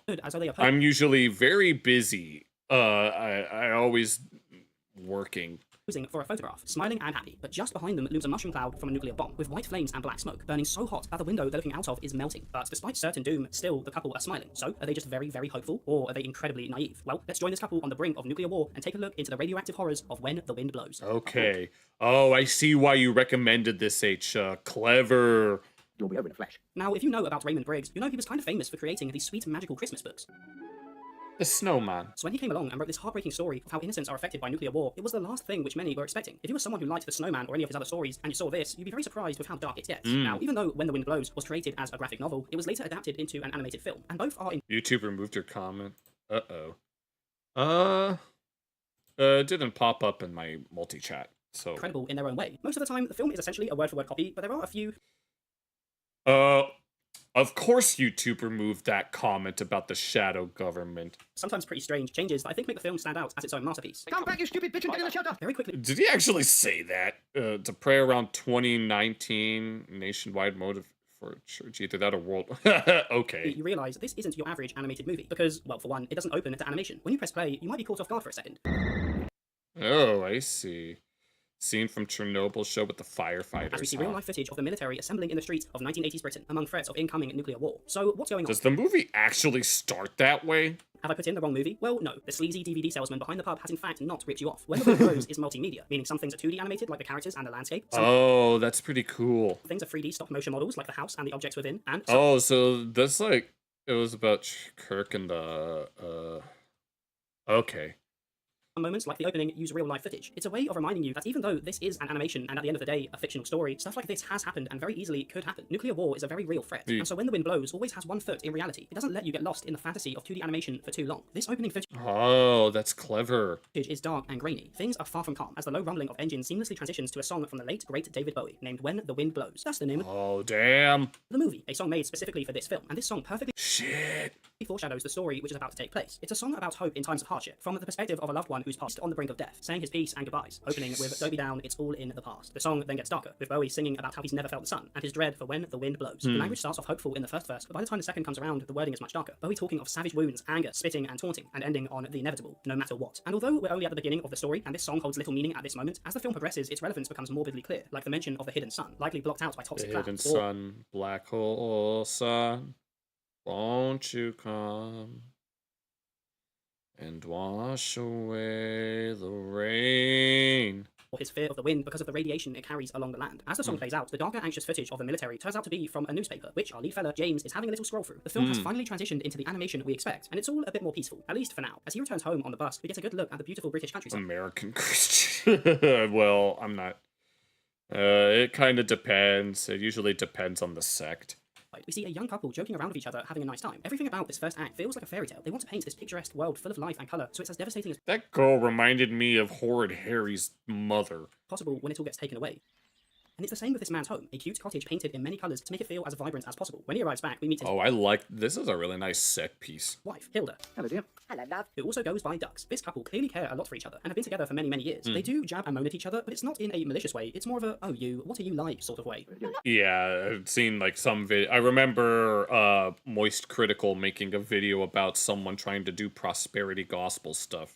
Going to ruin the paintwork, James. Oh, don't worry. I'll soon touch it up after the bomb's gone off. Life is good for them, but just like the opening clips from the newspaper, signs of incoming war begin to bleed into this fairy tale. The national situation is deteriorating rapidly, and the war could break out at any time in the next 2 or 3 days. Now, the importance of war in the graphic novel is shown by setting up patterns and then breaking them. The whole book has a pretty similar... Yeah, I'm pretty sure a lot of people don't like evangelicals. Small square panels side by side, usually around 30 a page, and the speech bubbles are contained within these squares. No shit. So when the radio announces that war is likely coming soon, the speech bubble cuts out of this box and into the white space. It draws your eyes to the words and makes them feel more important. Wait, I'm getting a message from Jesus now. He's telling me that Medea needs to find herself a man. When they cut away to the nuclear bombs, submarines, and planes off in the distance, they take up the entire page, not a speck of white. It really makes this couple feel insignificant in the grand scheme of war. I don't usually keep track of that kind of stuff. Another sausage here? Now, if you heard that the news might be dropping down in your country over the next few days, I assume you might panic just a little bit. But our couple seem oddly calm given the situation. After all, it'll be over in a flash. Obviously, It'll be over in a flash. Damn. There's always threats of nukes being tossed around, so I feel like we're almost used to it at this point. But here, this isn't just warnings. We've seen the What the hell does that even mean? military assembling, and the public are being told to prepare. People are panic buying. There's no bread ducks. Sold out. There seems to be some sort of panic purchasing. But you see, Oh my god. So, it's about a couple who's keeping calm, even in a life or death situation. I don't want to say that that's how I would feel, but I would definitely at least try to take certain things seriously. our couple have a special tool which will see them through any trouble that a pesky nuke may cause, and that tool is government advice. A few years before the graphic novel was released, the British government rolled out the Survive and Protect scheme, which contained a guidebook as well as instructional videos on how to best prepare yourself for a nuclear strike. You can protect yourself and your family, and later on we will So this is all in the same... This is all in the same movie? you what steps to take.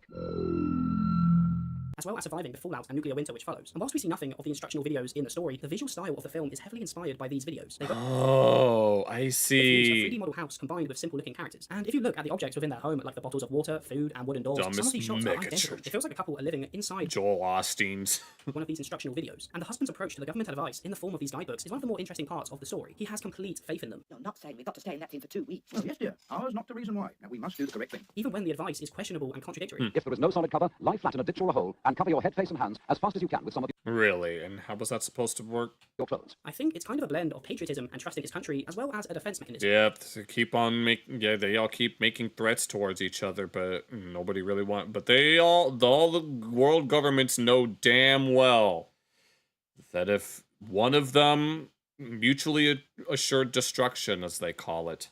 In a survival situation, you want to believe that those in charge are going to have it all under control. Oh yeah, they're not going to have it under control. Well, they're going to have it under control within their own super secret underground bunkers with food, water, and entertainment that'll last several lifetimes. And when Obeezy says that we are in for hard times, he means you. And you know what'll help us? Sharing and compassion for our fellow man. No! Fuck compassion for our fellow man!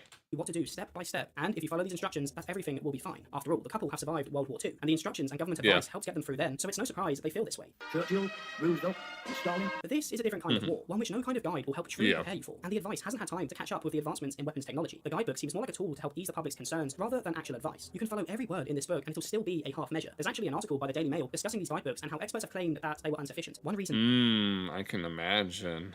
Being people won't stay inside for long enough. And, I'm kind of like that too, Wolfie, honestly. It's like, for me at least, as long as you have like a space that is specifically dedicated for like something like that, I don't really think the Lord really minds all that much. As long as it's specifically designed for something like that. Yeah, personally, I don't really care what it looks like. They'll want to leave. You must not. Although even I can appreciate like the architecture. Go outside until it is absolutely safe. It tells them to take the doors off their house to construct a refuge, the kind of refuge that might help with a shell bomb and might just protect you from the shockwave of a nuke, but will do nothing to protect you from the radiation that follows. It's clearly outdated, but the couple believe it'll be enough. And the reason the couple are still thinking in terms of outdated warfare is due to their past experiences. There's a scene where the two recall their time during World War II, when both of them were just young children, and they seem to have actually enjoyed their time during the war, because, well, they survived, but also they had fun in their shelters. It's funny to think there's no shelters this time. We had an old Anderson in the garden. I can see it now. They look at rose-tinted glasses while sweet So they look at this in stride. Music plays. They weren't old enough to be involved in the war, so they don't comprehend the true horrors of it. So it's no wonder they think it'll be similar this time around. And one of my favourite things about this story is how it explores the differences between traditional war Why was there a cat there? At times, it can almost seem as though it's glorifying the old, but this Those were the days, huh? more the characters in the story than the story itself, and it helps to show how hard it would be. Yes, focusing on the characters. It's all about the characters in the story, and there are absolutely no cheap merchandising tactics involved. For an older couple to come to grips with it all. I don't even know the big are these days. I expect it's all done by committees, dear. Churchill with his cigar, old Stalin with his moustache. You knew where you stood. The husband is so knowledgeable about old war poems, leaders, and tactics, but now he doesn't even remember who they're fighting sometimes, let alone why. Who's in charge now, then? And this difference between the old and the new is even more prevalent when the husband... Uncomfortable folding chairs, huh? Yeah, I remember being in, like, between kindergarten and second grade. I went to Catholic school. No, every time we had mass, I wouldn't even be paying attention to the sermon. I would just be busy looking at the beautiful architecture because I just absolutely loved it as a kid. Picks up the phone and calls their son, but when his son answers, it seems he's not worried at all about the threats, joking around and singing. What do you mean we'll all go together when we go? It's not funny. It's not funny. It's not funny. It is a little bit funny. To only show us the father's side of this call, because it leaves the son's words and actions more open in Moscow. Interpretation. The father thinks his son is being a goof, a silly fellow, but it's much more likely that the son, unlike old Pops, does understand the gravity of their situation. He knows he's going to die, knows they're all going to die, and is having a nervous breakdown. After all, he's a young man, so the chances are he'll either be drafted to go fight, or he's within the radius of where the nuke is likely to hit. But still, the father soldiers on. No, but it's our duty to carry out governmental instructions in time of war, son. Talking about duty and country, when in a short while, none of these things will hold any meaning. Both the husband and the wife seem to find comfort in different ways that both kind of stem from denial. James... Yeah, it's like trying to make light of bad situations. That's something that I always tried to do. I meant to talk about something at the beginning of the stream. Something that is... I can't talk about it right now, but I might have to eventually. Finds comfort in the government advice and the plan, whereas Darks just wants to get on with it, finding normalcy in their usual routine. Oh, you're reminding me of this one megachurch that was just built not too far away from where I live, and it's just a big... I don't know how to describe it, but yeah. Like nothing is different. When she goes outside and blows her dandelions, she begins daydreaming this fantasy fairy tale of dancing butterflies. This isn't the attitude you'd expect from a couple preparing for a nuclear strike. And all this calm and peace they approach the situation with makes the inevitable destruction on the horizon hit so much harder. If they were anxious and panicking the whole time, it'd be a constant reminder and you'd be more prepared for it. As the husband continues to follow the government advice, it begins to contradict itself. On one page saying to take the doors off the house and construct a fort, and then on another recommending to close the same doors to prevent the spread of fire. Oh, I see where they're going with this. Keep doors closed to prevent the spread of fire. But you've taken off half the doors. But then close the doors to prevent the spread of fire. And yet this is what the husband is staking their lives on. There's a warehouse with a cross on the top right. Yeah, there's this little corporate looking... It looks like a corporate type building. It's like not too far away from where I live, and it's like... It doesn't really look like any church I've ever seen. That's for sure. Yes, what else are they going to do? You can just look up the best way to survive a nuke. This guidebook is all they have. Nukey The saddest doofy, part is that if the couple hadn't have followed it so exactly, they likely would have been better off, because they own a cellar. I wonder if we'd have been better off in the cellar. Oh, no, dear, too damn. The one thing that might save them in an emergency like this, keeping the radiation out and providing enough room to hold their supplies and, more importantly, move around. And in the guidebook's defense, some things should be common sense. According to that article from earlier, the guidebook does say to use a cellar or basement if you have one, but they didn't publish the entire booklet, so I can't find the part which says this. There's a chance they might have been talking about the video guide, which does mention basements, but it specifically says to use a room closest to the center of the house or a basement. The best place for a fallout room. Evangelicals are going. Oh yeah, worshipping money instead of the Lord. Yes. Yes, the fakers are those that say they believe, but they don't. They say, we believe in the Lord in the last day, but they don't. They go back to their strayers and say, we believe you instead. And the evangelicals are their own strayers. Is the basement or ground floor? Whatever room you choose, remember that the further you can get away from radioactive dust in or around your home, the safer you will be. Yeah, I can imagine that. So even if they had seen this, I can understand why they went with the room that they went with, and just looking at the refuge, you know it's not sufficient. It's exposed on one side, and this again is actually not the fault of the guidebook, because it says to cover both ends, which the husband doesn't do. Across the two open ends of your refuge, you should make thick walls of bags and boxes. Yes, worship. Yes, it's the cardinal. Of earth or sand. So the way it works is you have a designated room which is as close to the middle of yes, it is those types of people. House as possible, and then inside this room they exist in all faiths.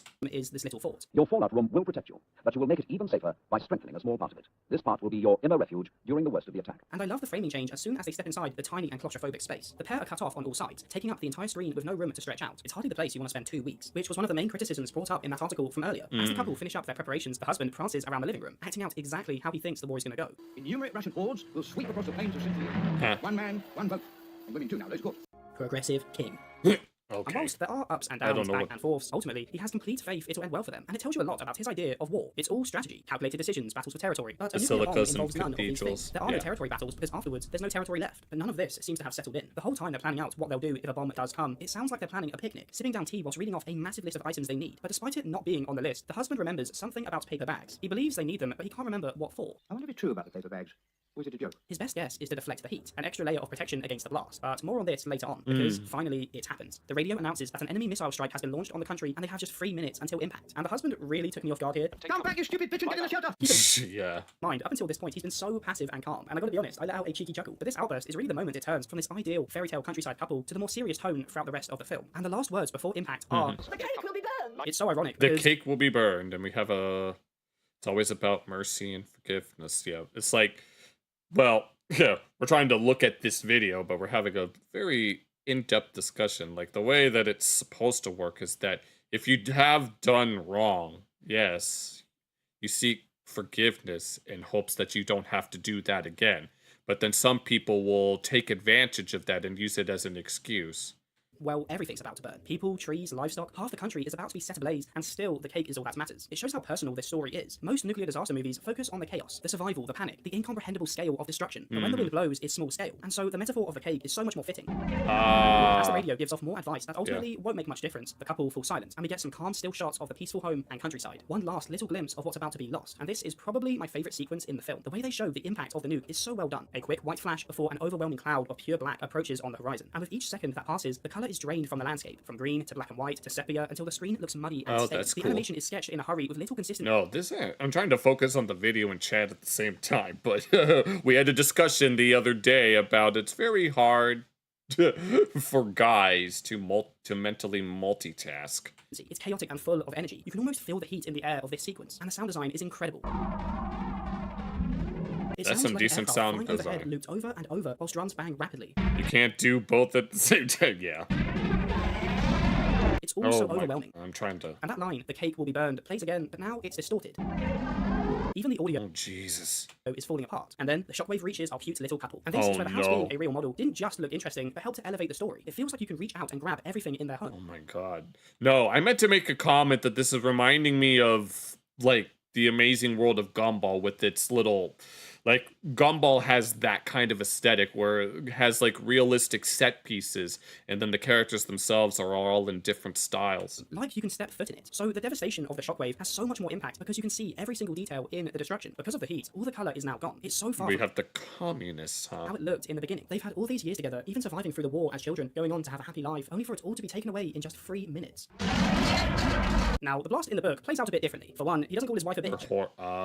You stupid bitch and get in the shelter! He calls her a fool. And the last haunting line of "the cake will be burnt" is the same, but instead of focusing on the destruction of the town and countryside around them, you only see it from their perspective. And even though I enjoy how the film approached this, I think keeping the reader in the dark is the better choice, because it means that throughout the rest of the story, as the pair are cut off and fending for themselves, wondering where everyone is, we are wondering with them. Of course, our best guess is probably that everyone is dead, but because in the comic we don't actually see it, it's easier to feel a fraction of the hope that the couple have, their mindset that everything is fine and continuing as normal. So how do they show it? At the moment of the strike, you turn the page and see a blast of white with hints of pink around the edges. You see, nuclear explosions are many times brighter than the sun. Turn the page again, and we see what is probably my favourite page in the novel. The blast from the previous page looks like it's carrying over, and you get this gradient from the white to blood red layered over the same panel of the couple hiding in their shelter. Oh my god. On no account try to... The cake will be burned. Repeated over and over. And the closer to the blast, the more distorted and warped the panel is. Yes, as though the blast is yes, washing Rudy. over them. And then the next page, this blood red fades back to the white background we're used to, as the heat subsides and panels go back to their usual shape. Oh, that's so cool. At the end, things seem to be back to normal, and this is the same for the husband's mindset. The shelter stood up well, didn't it? I constructed it in compliance with governmental specifications. He's back to hopeful and calm after his bitch-yelling outburst. You stupid bitch! I mean, now the blast is over and they're alive, everything should go back to how it was, right? The blast is just the beginning. And Oh yeah. Last month. Really? Oh, Jackal, don't... We can talk about this after we're done with this video, if that's okay with you. now, the real horrors are about to begin. The most widespread danger from nuclear explosions is fallout. You must not go outside until it is absolutely safe. From this point on, it really does feel like a different movie. Their once colourful house We can talk about this after we're done with this video. is trashed, burnt, and covered in rubble. As I think it's about time we had the talk. It's a constant reminder of the dire situation And not that talk. they're now in, because from their attitude, Smile, smile, smile. When the medics get through, they'll probably just spray us with some antidote, give us a couple of pills, and in no time, we'll be as right as rain. Now, if you've seen HBO's Chernobyl or are familiar with the depressing side of YouTube, you'll know the effects of radiation poisoning and have an idea of how it works. In 3 days to 3 weeks, you're dead. Granted, Chernobyl was a nuclear power plant disaster that was continuously emitting radiation, which is different from a nuclear bomb where it's one big release that then reduces over time. But the devastating effects of the radiation are the same. After the explosion, the radiation is in the air and is No bench like me? Okay. carried by the wind and rain. Hence the title and the grim nature of the opening song. When the wind blows is your worst nightmare. What, do you think I'm a shrink? You want the poison rain to be carried elsewhere, or remain in the site of the explosion as the radiation contaminates everything it passes. Those who were killed by the initial blast really are the lucky ones. And I think there's very few things more terrifying than radiation, because, well, for one, it's real. This can happen and has happened. As of recording, there are estimated to be around 12,500 nuclear warheads out there just chilling. Yep. Come on, England! And also, you can't see it. You could have been exposed to it and not even know. So your death sentence is already signed, and you might not even... You wanted to go, but then it became Canada too. Society's wick. realize it for days to come. And even if you manage to survive, the chances of suffering some nasty complications later in life are very likely. You all right, yeah? Elephant's foot? Probably not. After the initial shock, the pair's minds start to wonder about what's next. A bomb has been dropped, so... Oh, it's part of Chernobyl. It's only natural to assume the country is now at war. And so, to ease their worries about their odds, the husband lists off all the different Western Forces war groups, whilst military parade drumming drowns out his voice. PRCS, Korean 7 ROCC. It's such overwhelming force and power, but it all means nothing in the face of Okay, it. And Jackal. even with these organizations, they could do nothing to protect their own civilians. It's likely that many, if not all, of these organizations are now gone, disbanded or scattered after the strike. We learn from the book that the town that the couple live in is called Clayton, which, funnily enough, is really close to where I grew up. So, oh, cool. I'll probably be dead. And this town is Oh, Lord. pretty far from London. It's right near the coast. So, Oh. if the strike did hit the capital, then everything in this Sweden is, huh? circle Oh, is likely Lord. gone or ruined. And although we only know about the UK, the fact it Google cuts away to Blitz. 3 different forces, a submarine, a plane, and a rocket, is a good sign that once the first nuke was fired, all the nukes were fired, and all the countries involved in this conflict are in a similar situation. The Shit. official term for this is mutually assured destruction. Yes, I was mentioning this earlier. Also known as MAD. Mad. Yes, mad. And this is actually the reason why nuclear weapons are seen as somewhat beneficial by many people. The idea is that powers can go, well, if you nuke me, then I'll nuke you, and if I nuke you, then he'll nuke me, and they'll nuke them, and we'll all just die. So no one go all nukey dookie. Yeah, nobody wants to have to deal with this. So it's more like it's more of a deterrent than anything else. The wife understands it as some kind of insurance, I think my old dad was in a mutual assured insurance. which leads the conversation in a darker direction. You don't pay any taxes now. You're retired, Jane. No, Oh. I'm fully paid up. My funeral is fully assured. Oh, Even good though he Lord. says this with a lot of happiness, his face quickly They shall meet. changes, and you get the feeling that at the mention of a funeral, the gravity of their situation sets in, even if just for a second. And from this moment on, his denial just continues to get worse and worse. The emergency service should arrive today. I'm surprised they've not come before. The way he talks is as though everything is going on as usual outside their home. Surprised Oh my God, imagine having something like that. that the water, radio, and television aren't working. And this is one thing, but even That are just quote unquote asylum seekers from Africa that are like handing you knickknacks. You try to give the knickknack back and they say, no, it's yours, pay me. And was like, Milkman and Paperboy's absence puzzles him. Logical.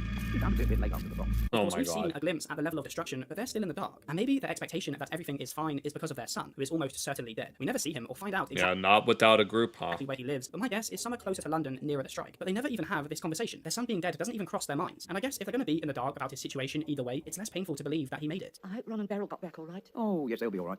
Our Ron's a very careful driver. And this mindset carries over to their own situation. The husband continues to have a logical explanation for everything. Really exhausted and all dizzy. Nervous exhaustion due to unaccustomed lifestyle. Or at least one that sounds logical, but are really just Sir. providing comfort Sir, it's a gift bracelet. through denial. The couple then make what is arguably their biggest mistake. Even though the inner refuge isn't sufficient, being exposed on one side and located right on the edge of the house, the guidebook and video say to stay within this refuge for 48 hours, and then once out, To to wanted to fill it with no other reason than to increase the pump without doing anything and all of that. It's like, yeah, Japan and South Korea, I mean, a lot of countries are going through like population crises just due to just due to the sheer modernization alone, among other things. I mean, there's a lot of factors that contribute to it, but that's just one of them. leave the shelter room for 14 days, both of which the couple do not do. After an attack, you may have to stay in your home for about 14 days. So make sure to store plenty of water and food for your family. Yeah, so I think one of the things about Japan is that mothers are incentivized not to work, and a lot of women in Japan don't want to give up their a lot of women in Japan do want kids, but they don't want to give up their careers. I forgot. We're supposed to stay in the inner core or refuge. Well, it's too late now. We've been out for ages. They make a note to show them grabbing and touching so many things, each time contaminating themselves more and more. Oh, I see how this is going. The final nail in the coffin is when they step foot outside, exposed to the toxic wind and rain. The sunny Oh, good Lord, Jackal. warm countryside turned to a dead wasteland, a grim sign of what's to come. And to be honest, it probably wouldn't have made much difference in the end because the windows were blown in during the blast, and there's one right Oh yeah, that too. next to their inner refuge, so their fallout room is already compromised. Not to mention their water supply is knocked over, so they have nothing to drink. Now, I don't know if this was intentional, it could just be the time period it was released, but the static and pixels that keep popping up make it seem like small dots of radiation all around them. Like if that's intentional, that's clever. Can't escape it. The film then begins to introduce subtle hints that the pair are suffering from radiation poisoning. It begins with headaches and feeling a little bit nauseous, I was sick 3 times in the night. My headache's even worse. which the husband chops Never say never, Jackal. up to shock and nerves. Nose, dear, it's just nose. Everything is falling apart, but the pair are still Yeah, Gunda, that's how I kind of want to be. trying to march forward, continue on with their happy life. They lie sunbathing. No, my man will be the one doing the work elsewhere, but I will be doing the streaming work if it ever comes to that. Oh my god, that would be crazy. Surrounded by a wasteland. Everything around them just screams death. The whistling wind hammering home just how empty and lifeless the countryside around them has become. No more singing birds. Just Probably. black trees and dying leaves. Still, it'll be lovely in the spring. It is spring, dear. Things just go from worse to worser. Even if there was a minuscule chance of survival, it's snuffed out when it begins to rain. The husband sees it as salvation, as now they have something to drink. Rain, yes, we can save it. Okay, so you haven't. Oh god. Okay, no more discussion about coat hangers. Well, race. Well, that's not the. It's kind of it's complicated, but when in reality it's the complete opposite. The same wind which has always been there in the background has blown the radiation directly to them. They are the unlucky ones, and this sequence, as great as it is actually quite. I mean, it's not that it doesn't exist; it's that it's more fluid than you might think. Different in the graphic novel, where instead of the landscape being just miserable, it's actually a sunny day, and so that naivety is a bit more believable. I mean, the page is quite bright and warm, apart from that deadly purple cloud, just a small smudge of darkness on the horizon. But I can understand why it was changed from sunny to cloudy, because after the nuke strike, every scene is dark and colorless. So there's a case to be made that the way it's shown in the graphic novel clashes with the feeling that As I hear on this channel, we don't support racism. everything is dead and destroyed. But to be honest, I quite like them both, and I'm glad the film took a different approach. Now they've drunk the rainwater, it's not long until the inevitable happens. Their character designs begin to shift, and just a few simple changes turn what was once such a friendly design into something so hard to look at. Before, how do I put this? They're quite dumpy. Damn, little mama. And then, as the radiation poisoning gets worse, subtle red patches appear around their eyes, and their once plump cheeks become gaunt. And I see what's happening here. detail I really like is how the screen begins to pulse and vibrate, kind of like your vision coming in and out of focus very quickly. It's disorientating. The pair are beginning to hallucinate as their eyes and other organs begin to fail. And even when the sores begin to appear, the husband still has an answer for everything. Various veins, that's what that is. That's nothing to worry about. Still fully confident that the guidebook will see them through and the government will come save them. The emergency services will sprung into action. On the sea. And I know I talked a lot about their naivety throughout this video, but there is something beautifully morbid and race in like racing, yes. respectable about their positivity. Once they've drunk the rainwater and stood in the toxic fog, their death has already pretty much been set in stone. And it's not exactly a nice way to go. So the fact they stay so hopeful, despite their bodies literally decaying and their home being destroyed. On the ocean? What ocean? It's kind of sweet. You know, what's happened has happened. If they're gonna die anyway, I guess it's better to go out with a smile. And at least they have each other. They're still cracking jokes and acting just as they did before the strike. What, old sponge?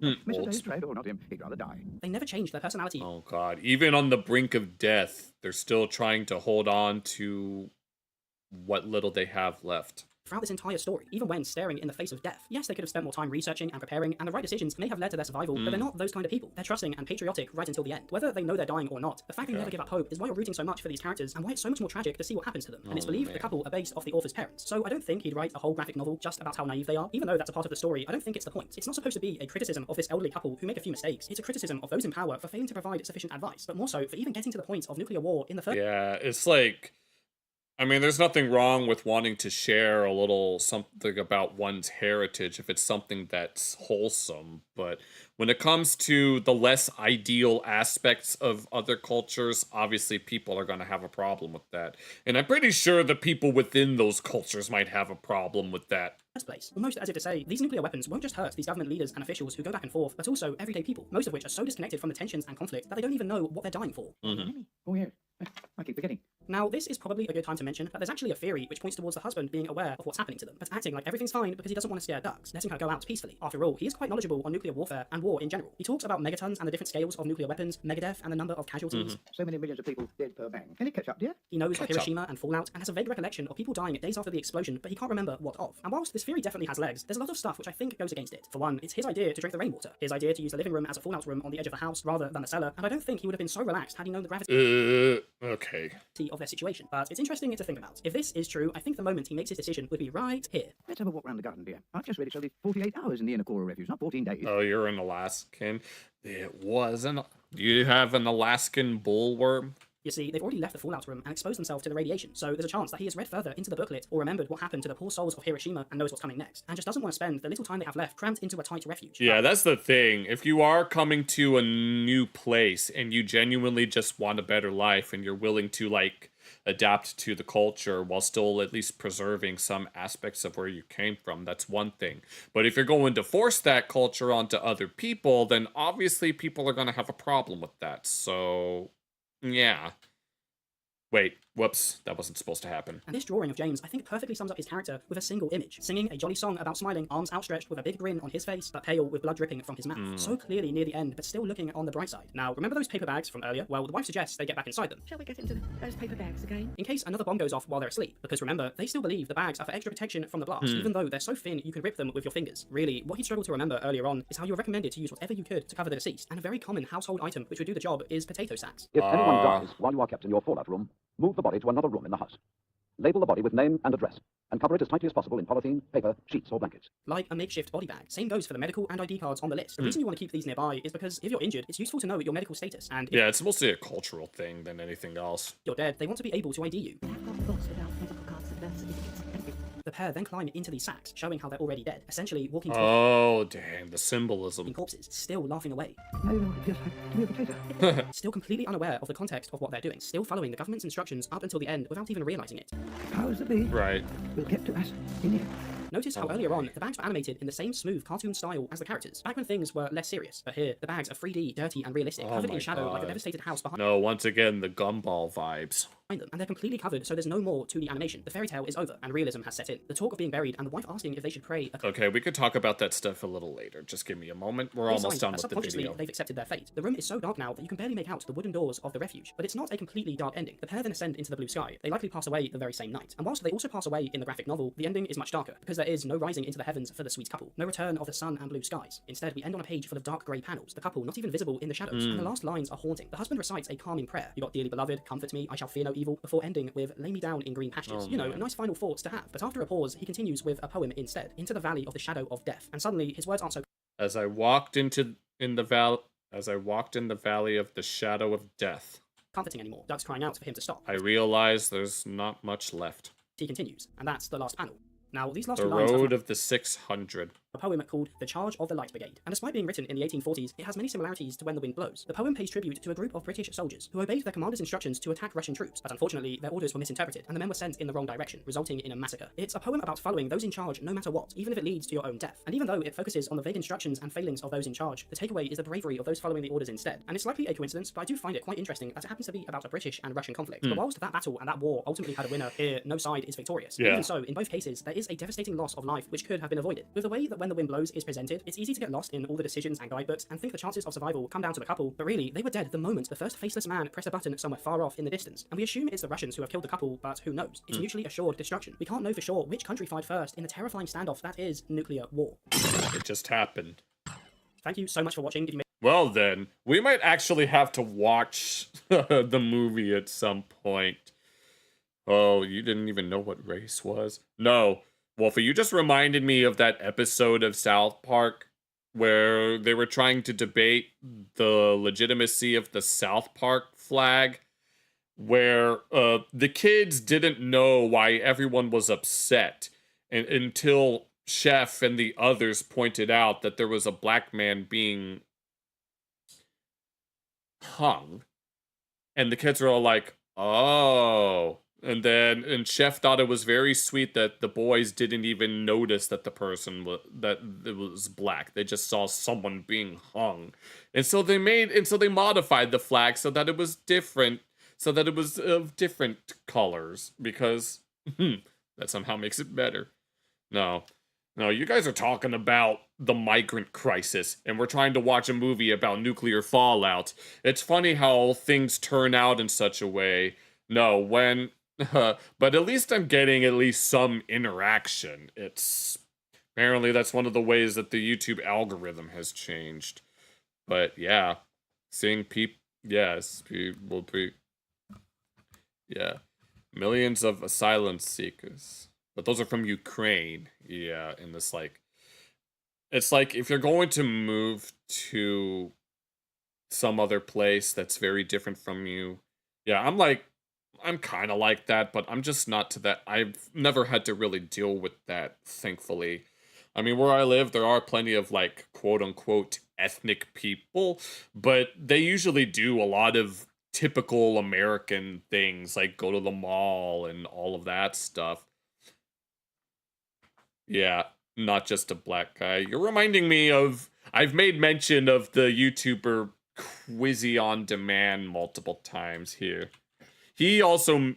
Quizzy himself is a black man, but he doesn't usually think of himself as an African American. He thinks of himself as just American, which Raven Simone got a lot of flack for when she was on The View. She thought of herself as just an American, as opposed to a black American. Yeah, it's like, we are all people.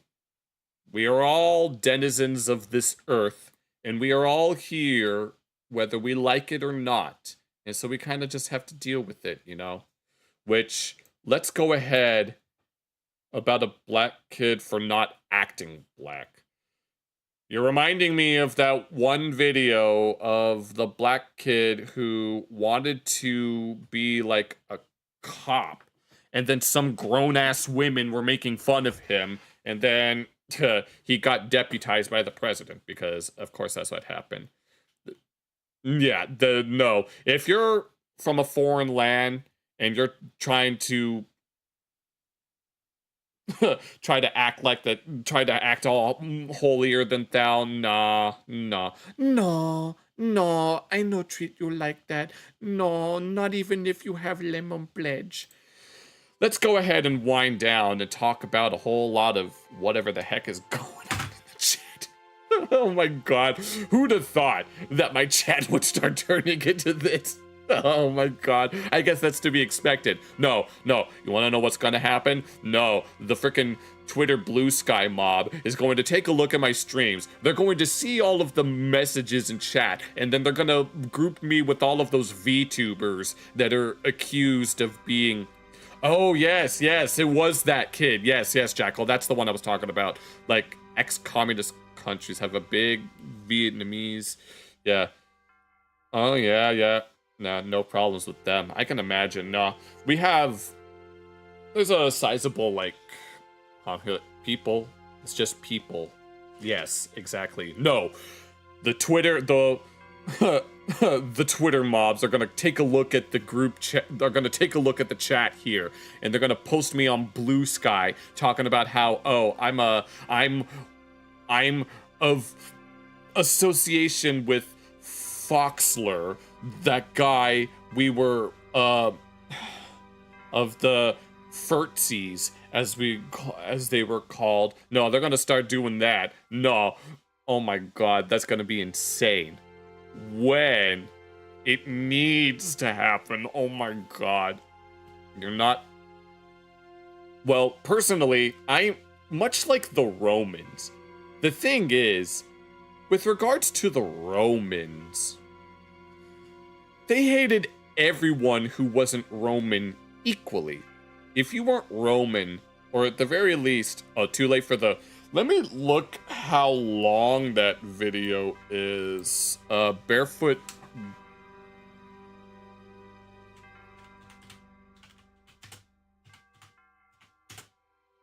Barefoot... Again... Atomic bomb. Oh, it's like 4 minutes long. We can probably look at it, never should have. Yeah, the Romans liked the Greeks, but they didn't like anyone else. The Greeks didn't like the Romans. The Greeks thought the Romans were the real barbarians because they don't speak Greek. I don't know about... Yeah, it's like... I understand where Asmongold is coming from, but I'm one of those people that doesn't really like to talk shit. I'm not one of those people. I don't think I have it in my heart to really talk about something like that. But yeah, oh my god, Blue Sky's gonna destroy me. but okay, we'll look at this since it's only 4 minutes long, and then we're gonna chat for a little bit. Barefoot, is it Jen or Gen? Barefoot Jen atomic bomb scene. Oh, Gen.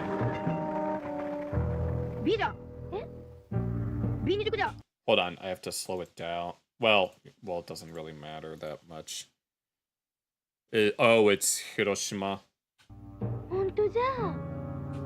Is there there's no subtitles, so I don't know what they're saying.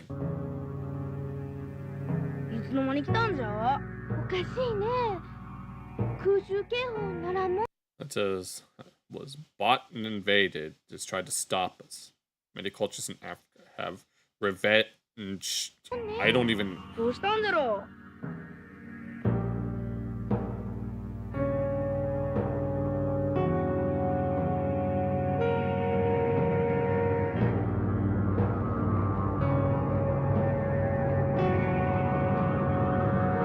The scariest video ever.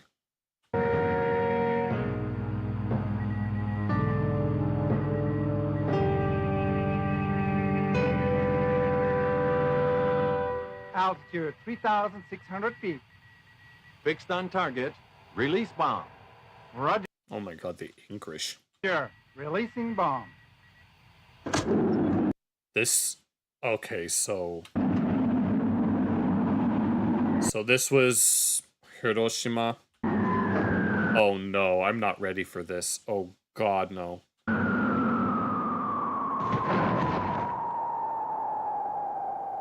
Oh god, what are we doing? Oh no.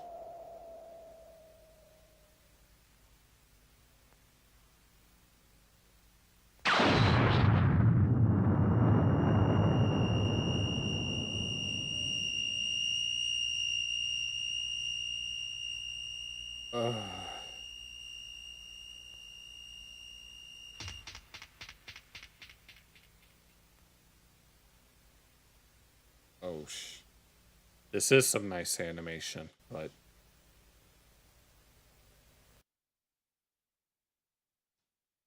Really? You pictured Johnny Somali when I said that. Oh, good lord. Hiroshima and Nagasaki, we're gonna do it again. This is my Johnny Somali voice, in case you were wondering. Yeah, I'm not ready for this. There's no way that I'm ready for this.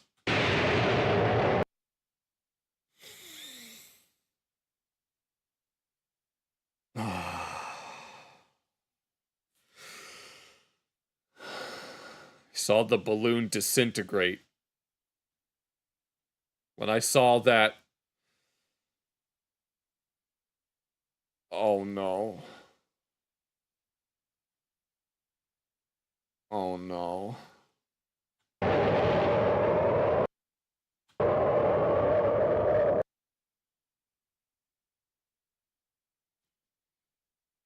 Oh, has Somali finally been...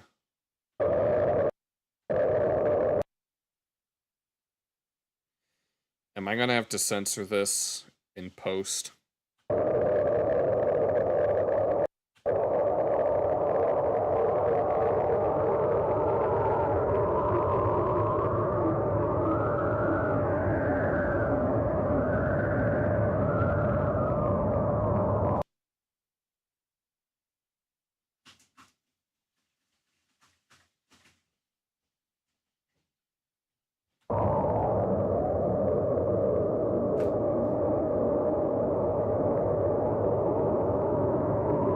Turning into fucking re-deads. They're turning into re-deads. That's what they look like to me. Not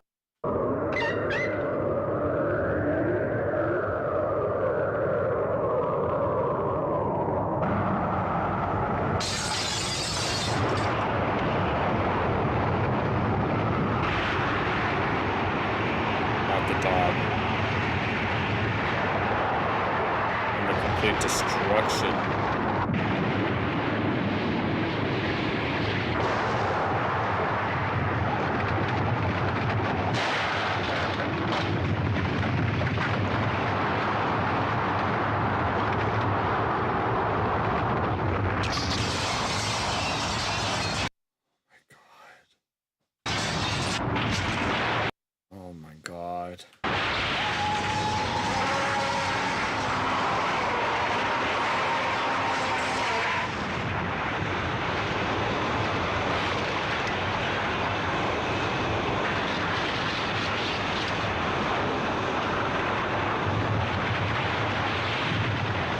course you would think that. Oh, God.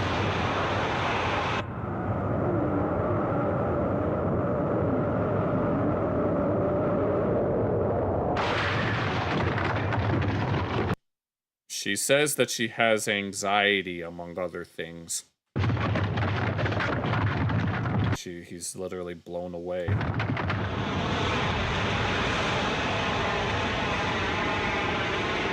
Yeah, I'm her therapist. Oh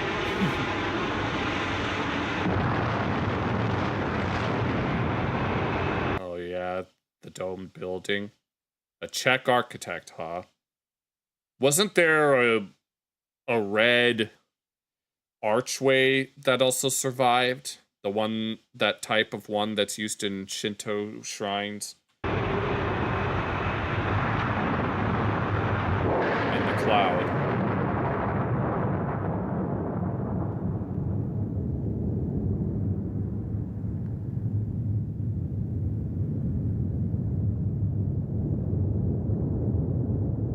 Of course you'd think that. Oh. Good Lord. What in the world? Yes, the Shinto thing. The dome. Yep. Sakuga. God damn it. And I see Steve reviews here. Alright.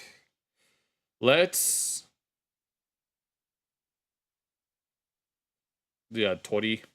I don't know the pitch accent. Okay. Something terrifying and funny at the same time, huh? Well, I wasn't expecting to see something... I wasn't expecting people to turn into re-deads, but here we are. Yep. There was 2. Hiroshima and Nagasaki. And I don't know the pitch accents for those either. Son of a bitch. Imagine ending like that. Ending a stream with something like that. God damn. Who'd have thought? Ugh. Jeez Louise. Lord have mercy on me. Okay. Well then. If we still... thought able to put the gate into a scene where it would have been in the collector's edition, huh? Oh yeah. The Assassin's Creed Shadows with the blind brother samurai going on. What's good? What's really good, bitch-ass brother? Because you know damn well I ain't gonna say that word on stream. No, I ain't gonna let anyone PewDiePie me. So that's all you're... Whenever I have to say it, I just say brother instead, because it's the best that I can do. They even held a... Oh, yeah, they did. Yes, they did. Yes, the Japanese... Yes, it did end with the boom. Pretty much. Yeah, the Japanese government did get involved. Oh. I'm sorry, I'm sorry, Wolfie. Ugh, I still don't know how to fix it, so it's like, ugh. But yeah, the Japanese government did get involved. I do remember... It's depressing and uplifting at the same time. No, we should dedicate, like, streams to, like, watching, like, a movie or something like that. But it would have to be within a certain context. Maybe we should watch Where the Wind Blows tomorrow. I don't know if you guys would be down for that, just the movie itself. Without it being sped up, we can try to be as transformative as possible, because then we could just... diet to Japanese, the diet is what they call their... I'm sorry, Wolfie, but yeah. Yeah, I know about... No, if any of you know who Sora the Troll is, Sora the Troll made a video about it where that started out where people were very concerned by the content of Assassin's Creed Shadows, but at the end of his video, he mentioned Japanese players just actually unironically liking the game. I mean, the game itself, I know my dad and my older sister played the original Assassin's Creed, and it definitely looked like Yeah, oh, don't worry, Wolfie. It's alright. It's a government work. Oh, is it really a government work? Well then, interesting. Movie reaction stream, make their views, provide their own copy for the stream, because, okay. Well, all I see here is this, just this YouTube. It's available for free on YouTube Movies. Oh yeah? Huh. I wonder. But, yeah. Going back to, like, Sora the Troll's video, at the end of that video, he said that a lot of Japanese players liked Assassin's Creed Shadows, but I know that my older sister and my dad played Assassin's Creed when it first came out, and it definitely seemed like fun to me. Maybe I should play it at some point, but I don't really know for sure.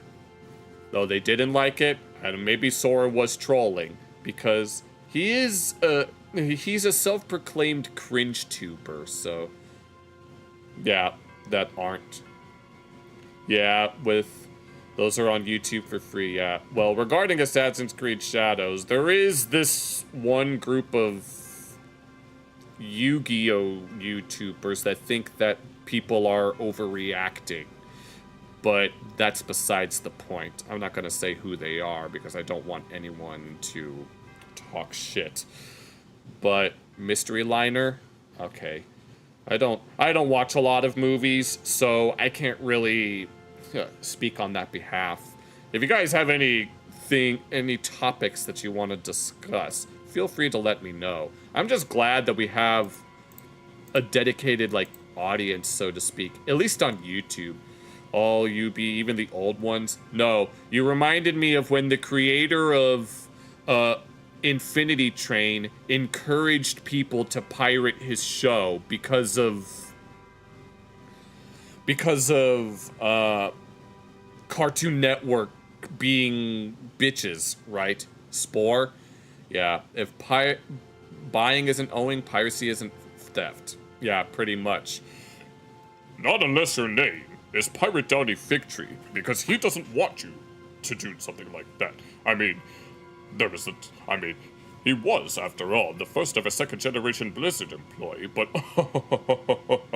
he never talks about it, not even in the slightest.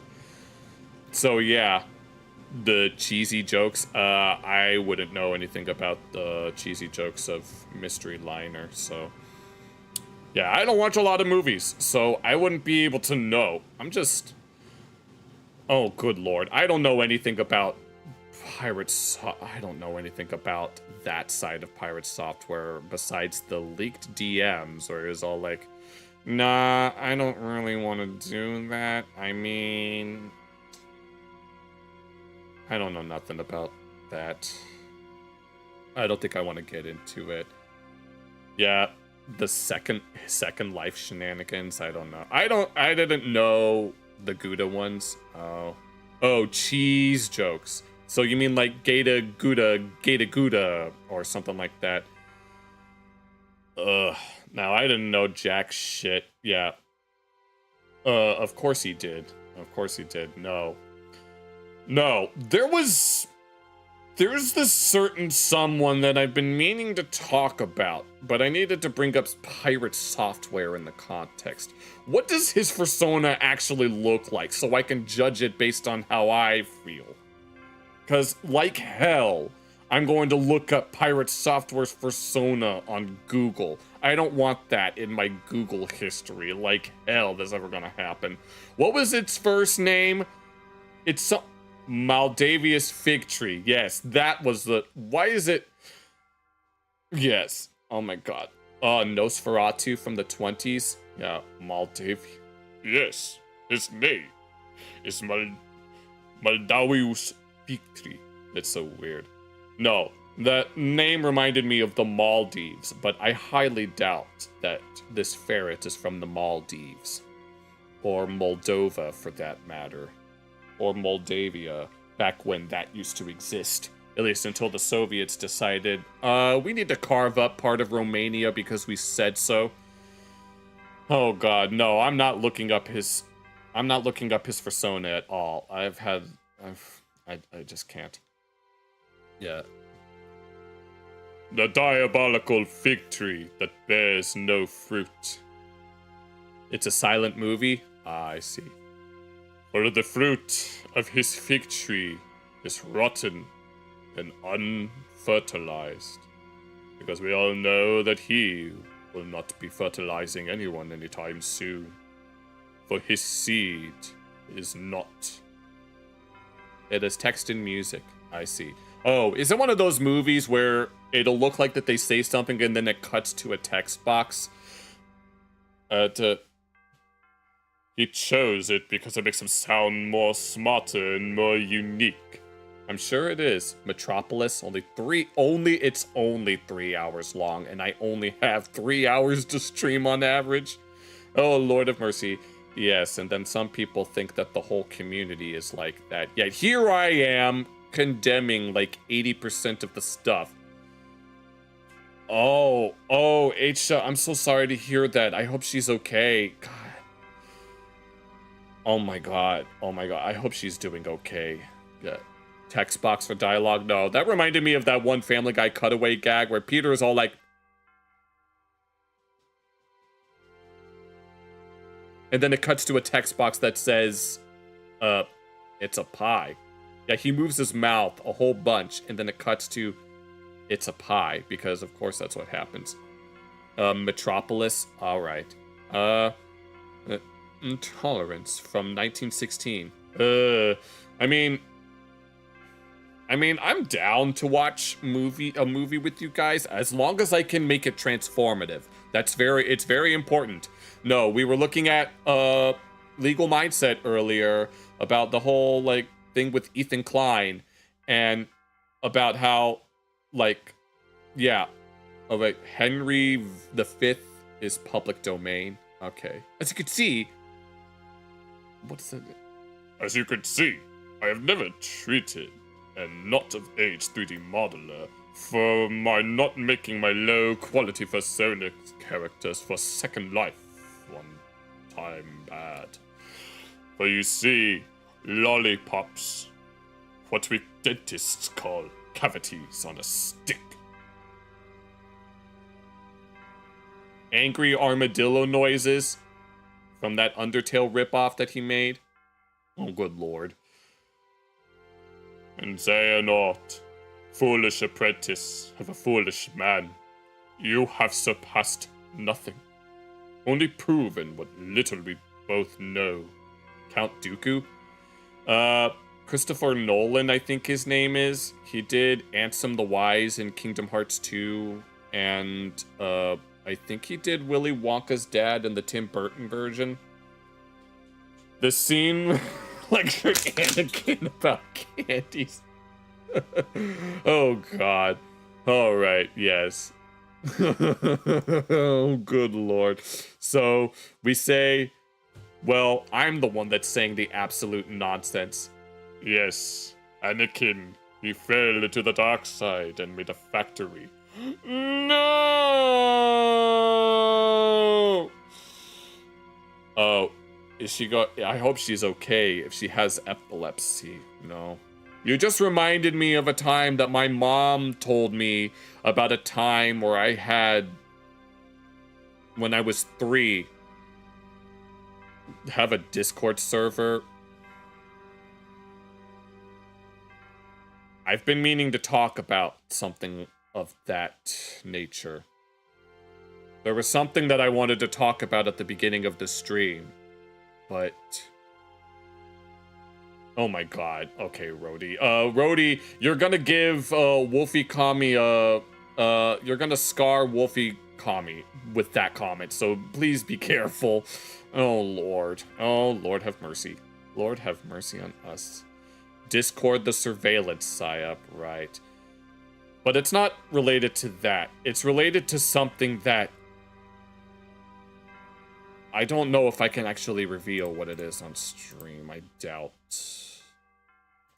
There was something that... Okay, guys. Okay, keep your hand... Once again, keep your hands... Keep both hands where I can see them on your desk. I want to see them on your desk or on your keyboard or whatever. I don't need... Alright? Just saying. No, there was something that happened to me that I only found out just recently. I don't think I can reveal it. You guys, even you, everyone is simping after my persona. Oh my god. No, he is cute. Look at him. Look at this little side look. Like this, when your dog gives you the side eye. No, I made that. Yes, Silvery. Yes. Yes. Give me all your love. Give me all of your attention. Because... Shh, testing! Attention, please! Because my 10 cents, my 2 cents is free. Who sent nuisance? You sent for me? No. You'd rather hug... Yeah, I'd rather hug him. Yeah, I want to hug him so bad. But, no, something... I recently found out about something like today and yesterday. And I wanted to talk about it at the beginning of the stream. No, I wasn't. No, that didn't happen. It's much, much less serious. It's something... But if I ate the flowers, okay. It's something that happened... let's say behind the scenes. I don't know if I'm able to talk about it just yet. Quadriplegic, oh man, I hope. I don't have a twin brother, no. But it's... I might have to make a video about it. Your puppy has a stronger side eye, okay. I mean, it depends on the camera angle. I have my phone set up in the corner of my desk here, but regarding what I've been mentioning, I might have to make just a video by itself. But I don't exactly know how... I don't exactly know how I want to present that video. I know what I need to say, but I don't even... It really depends on how many views such a video gets, because my videos don't really get that many views. Just due to, I don't know. I don't know if it has to do with, like, I know that certain videos don't do as well whenever they bring up, like, sensitive subjects, or even when it comes to, like, mild swearing, but I don't know. I can't really say that much right now. Actually, Jackal, it's not... It's what you said earlier. Yeah. Isn't that what... Yeah. It's just... I don't know if anyone is quote-unquote listening. There are some... Yeah. Something happened and I need to make a video about it. And it's not a... It's not a contract. It's actually what Jackal said earlier. I can't give any specifics. Oh, your cousin, but your mom left as soon as they were... Oh, man. Okay. Yes, it is. It's the behind-the-scenes people.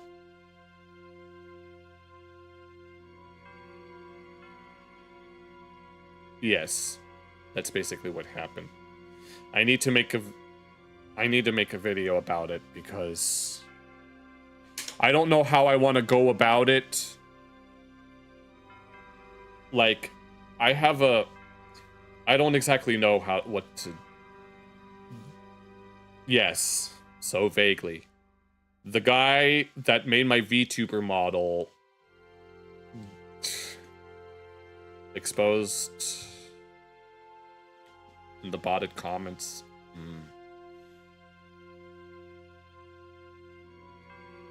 Yeah. Yeah.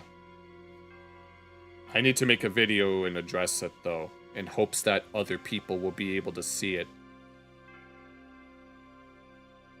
Yeah. It's not all of them. There's at least one person that was wanting to promote my streams that's actually been doing it for free. I have no idea who it was.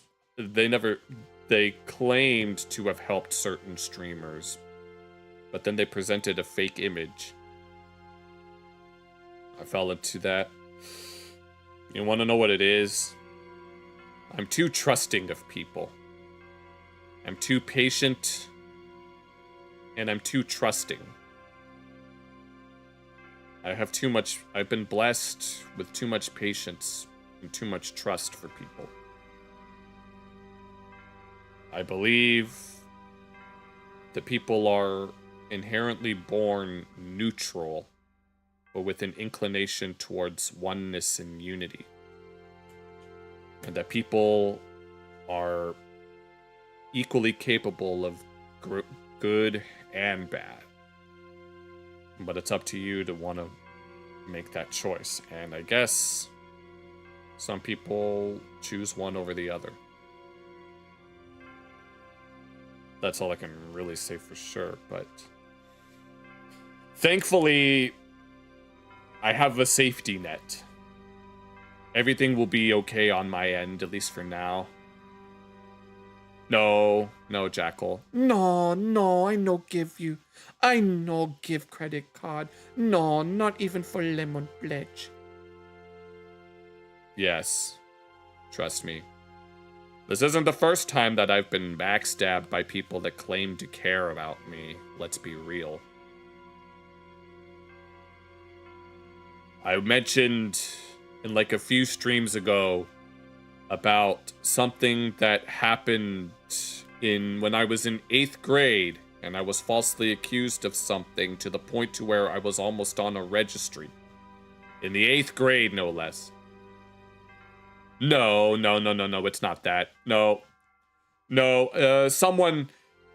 Yeah, I'm gonna do this. A Gary's mod. I don't know nothing about Gary's mod, so... No, but I do have a safety net. I have these Dance Dance Revolution pads here, and I got in contact to someone who I do know in real life who is willing to buy one of them for $900, which is more than enough for me to at least get, more than enough for me to get through until my next paycheck. I'm sure you won't. Yes, in 8th grade. I'm not going to say what it is that I was accused of, other than that it was sexual in nature. Oh, hi, Aslights 2. Or Aslights, I don't know how you say that, but... I will not redeem the cards, thank you very much. I've done enough redemption for one day. Don't redeem the cards. You need to not redeem the cards because your computer has virus. You need to make sure that all your consonants are retroflex, because otherwise it's not enough. But, yeah. I have to think about what to do in order to recover from what happened. I was actually looking into Patreon on my phone. But knowing that my videos don't really get that many views, I highly doubt. No, it's not my... Oh, Bunda, to answer your question, no, it's completely unrelated to that. No, my channels are fine, and there's nothing... I'm in complete control of all of my stuff. What had happened is that they just kept asking for money. Although, earlier today, they wanted me to hand over my Cash App. And the guy that made my VTuber model was all like, no. He's been looking out for me, like, for real. Non-reciprocated romance. No, Bunda, it's not what you think.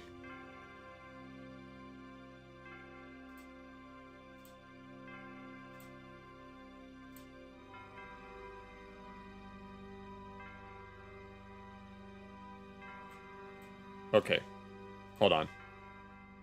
Putting in 10,000 into an ROI, and Oh, yeah. I think you mentioned that the other night, actually. But I'm trying. I've never had this many chat. I know. I'm so excited. I think it's very great. I'm very excited to have more people in chat just talking. I'm so glad that whoever's here is even here at all to join me. I'm so grateful. Grant, maybe I should be focusing a little more on YouTube than Kick. It's just trying to ruin just for asking. No. It's not what you think, Bunda. No, I was falsely accused of doing things to someone that I know in real life. And this was in the context of me talking to a guidance counselor about some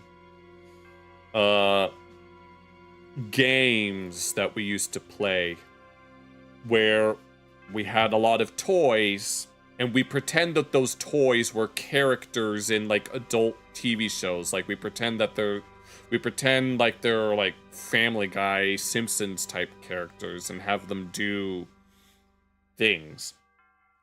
It's nothing, but the guidance counselor took it in the absolute worst possible way that you can imagine, because I had said something very particular. And so CPS was called on us. And apparently I was the one that was blamed for it, even though it was technically the other person that would come up with all the jokes and stuff. I'm not going to say who that other person is, other than that it's someone that I'm very, very close to. But the whole ordeal pretty much strained our relationship. Yes, where the police, yes, there was a sheriff that showed up along with a social worker. And it was like a month-long investigation, and my mom was like absurdly distraught by the whole thing. And we had to go into some place, some building where we were like interviewed or whatever. And no. And fuck that shit. False accusations? Fuck that shit. Honestly. No, I initially told this story. Yeah, I know. I originally told this story in the context of someone in Kick Chat who was making inflammatory remarks about me, accusing me of messing with our family dogs. And it's like, of course they have to go that far with it. Okay, Aisha, calm down. But, yeah. I don't know. But regarding the situation with the behind-the-scenes stuff, I do want to make just I want to make a standalone video about what happened in hopes that people who don't know of my channel will at least take the time to listen. Already has Karen, but I thought about either like getting a Patreon, or I actually thought about a nuisance streamer. That's the right. They were accusing me of that stuff. But they also said that all Christians were child lovers, so I could tell right away that they were like just a troll. When I read that, I was like, okay, so he's one of those guys. But yeah, you discovered it recently. It's just regarding my financial situation, I want to make a video about. I debated whether or not I wanted to do like a GoFundMe or something, but that sounds very conceited in a way. The last thing I want to do is ask complete strangers for money. I would never want to yeah, false accusations. It's like, but I don't know if anyone would be able to contribute that much. Like, I've thought about what to say, and like at work, I was thinking, how would I want to go about addressing the situation?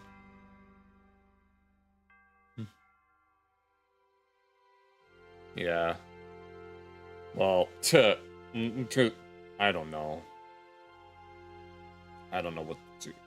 I mean, I'm not in as bad of a spot as I could be, but now I have a $5,000 loan that I have to pay off. And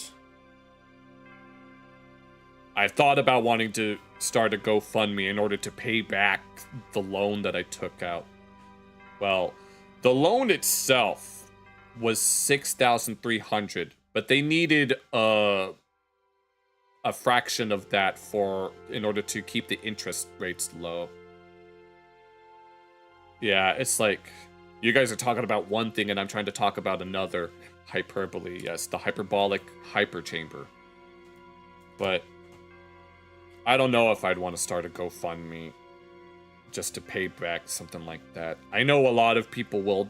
I know that Iron Mouse had a little charity event just because of what happened with the whole Shoujo situation, but I don't even know if these are exactly comparable, to say the least. But just watch videos, games, and read stories. I'm pretty sure that's a lot of people. It's not a VTubing company. It's some group of people that claimed to do kick promotions. And they kept asking for more and more. And the guy that made my VTuber model told me to just stop. And so I ended up blocking all of their accounts on Discord. And we're gonna think about what to do next. I don't know if I want to make a GoFundMe, because that just feels kind of odd to just ask people for money like that. But I might have to, just so I can pay back the bank that I borrowed from. And then there was a whole, like, because I don't want anyone to think that I'm just using the money for myself. And I do, yes, they made me take out a loan because I was like running out of money very quickly because they just kept asking for more and more, and I genuinely thought that they wanted to help grow my channel, but all of the followers that I currently have on Kick were the result of someone else who was doing it for free. It's just that, not being a wolf, it's just that wolves look more... Without all the... Oh my god. You guys... What Wolfie and Jackal just said... Why does that describe me? Oh my god, I don't want to admit that.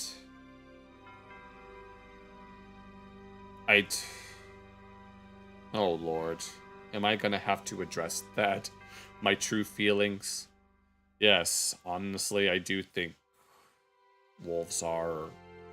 Oh lord. I don't want to have to admit that, but it's true.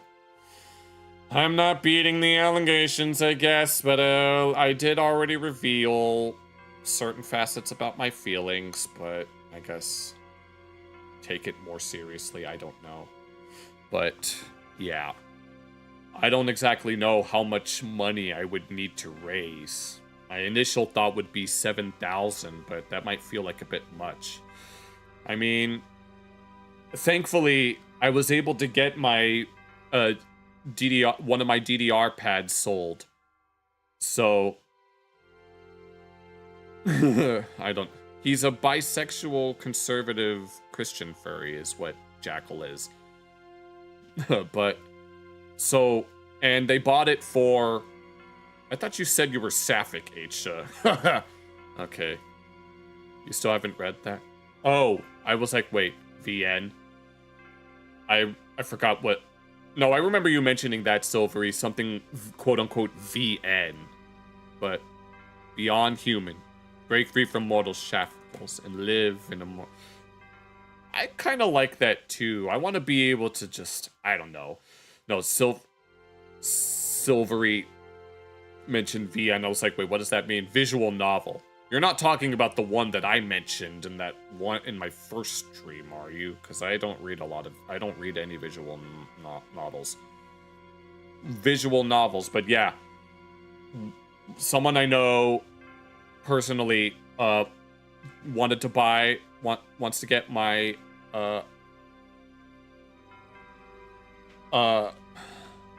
my DDR, one of my DDR pads for 900, so I'll be able to pay for at least my car payment for the next week until I get my paycheck again.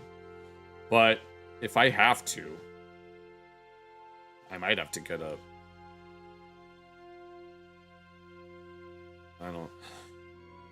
I wish this to... Yeah. Scrape off your skin and just see bones. Nah, I don't think I want to do that.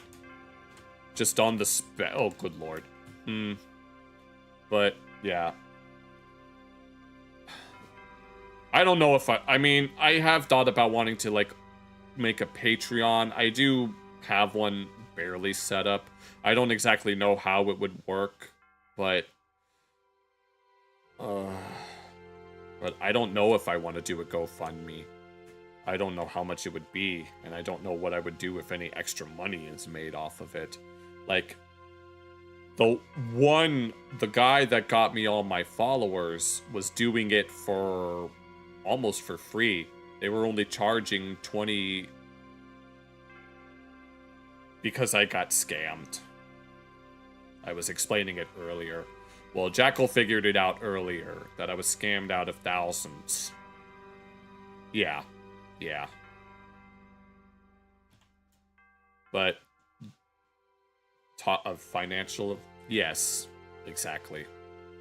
On a financial advisor, I'm not sure. Because I remember... Because it's like... Yes, Silvery, yes, that one. Oh my god. I watched one cutscene, and I was like... Oh man. No, you know that one scene in... Taking it legal before doing something like that? Yeah. Oh, don't worry, Aisha. I know what you mean by that, but I might have to. I've been talking with the guy that made my VTuber model, and he wants to help me out in order to, I guess, run damage control. So, yeah. And you like... Okay. Yeah, but... I can imagine.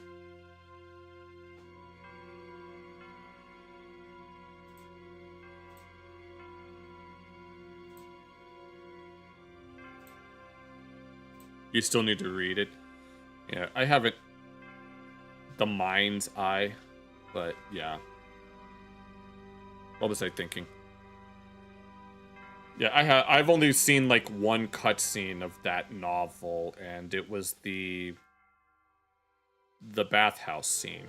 And I remember thinking to myself, oh man. No, I was going to say that one scene in SpongeBob episode Squilliam Returns, where Squidward was all like, oh, I don't want to say it out loud though, oh man. But yeah. Yeah, I think we should, it's I'm complicated. Okay, after chat is turned off, yeah, probably. I'm at the point to where I'm just like, I might have to how it works. You just have to figure it out. I might have to talk to someone about the best way to recover my finances. Because right now I'm good for like the next month. Because thankfully someone has offered to buy one of my DDR pads. So that should be, I should be okay for now. But, damn. I don't want to have to make like a video, a little sob story looking video just for something like that, especially if it's only going to get like 70 views.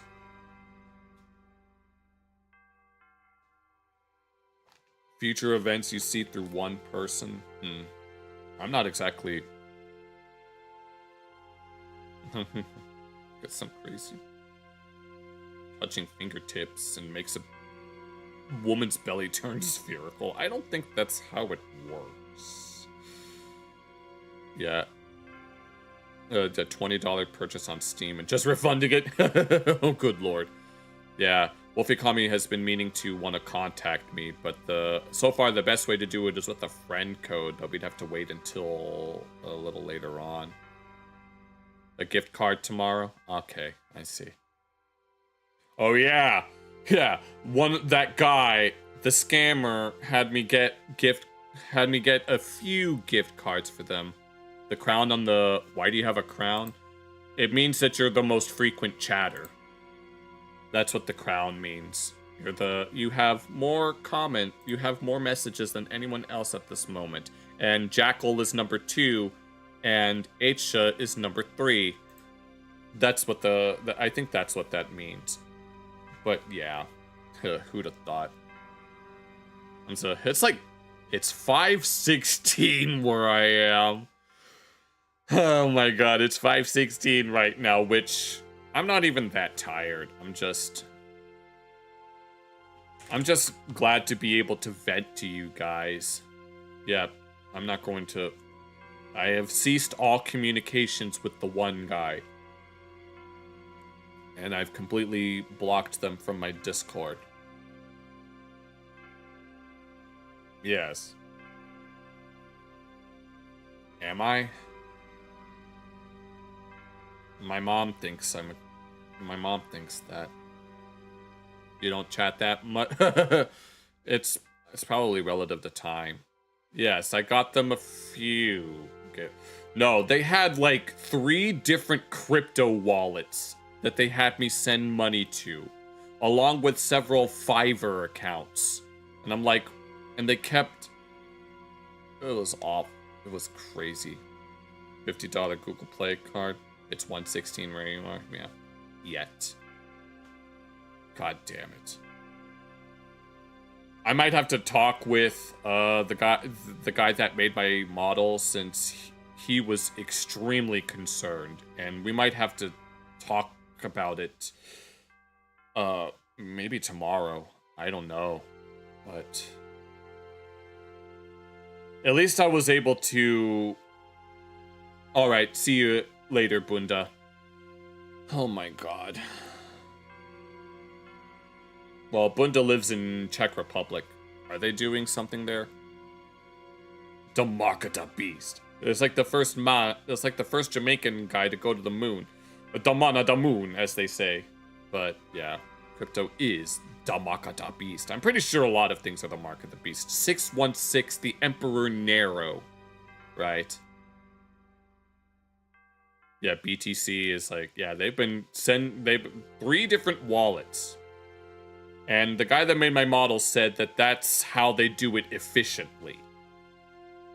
I guess I should have known when they had me do it that way. Yeah, and they made... Yeah, I'm not into like that, but narrow... What? Huh. The fiat financial system, no shit. That's what we've been running on for a long time, and it's not very... It's not private. But it's in the blockchain. They told me that would protect Knuckles' NFT. But it's in the blockchain. They told Knuckles that it would protect his NFT of his hyperlink to a JPEG of the Master Emerald. They told him it was in the blockchain. True crime and analog horror. Yeah. Oh, man. No, I should have ended the stream a while ago, but I'm having a bit too much fun right now, just talking to you guys. We need to do this a little more often. Short. Yes. A Carrington event. Oh, no kidding. Yeah, if something like that happens, what is going to happen to all the Bitcoin, right? Do you know the way? Do you know the way? No, I don't know the way. Yeah. Yeah, you can't just copy with the right click. Because it's in the blockchain. They told me that would protect it. because I went to Eggman's crypto mine. Do you know the way to Pokemon Go to the polls? Because I play Pokemon Go every day. Yes. I don't know if I Pokemon Go to the polls at all. But yeah. So, regarding my finances, everything is okay for now, but the loan, I have to pay it back at like $177 a month, which I'll find a way. I will find a way.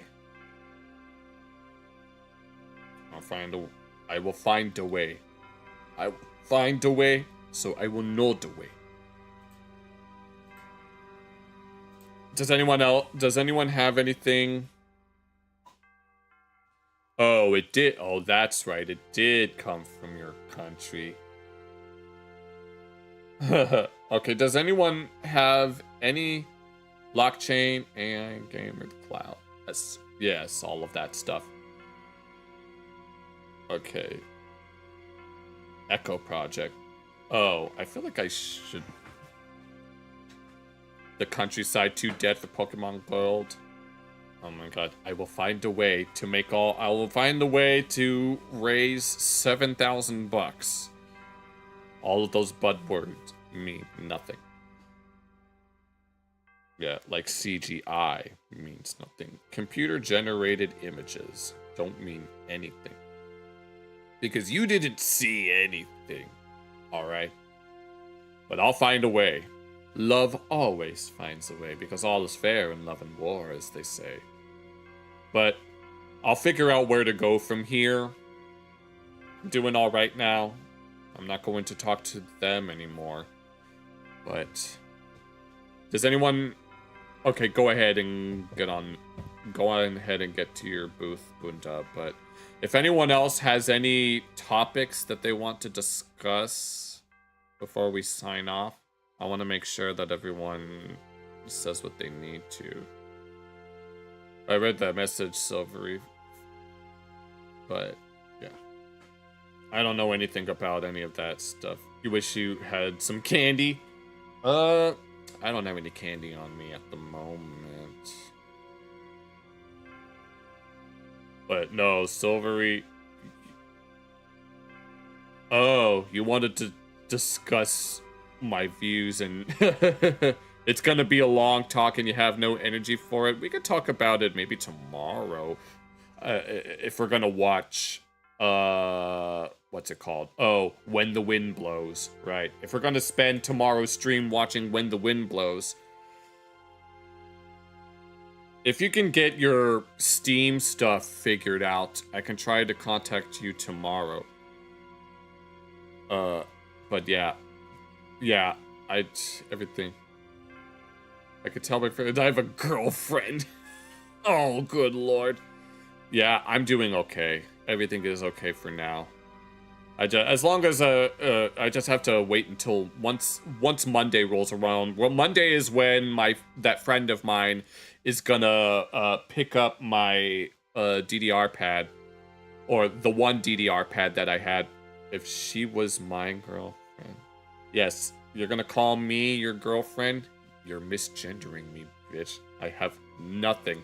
I am a biological male who is psychologically doesn't care. Who psychologically doesn't care. So that's as far as I'm willing to go with regards to that.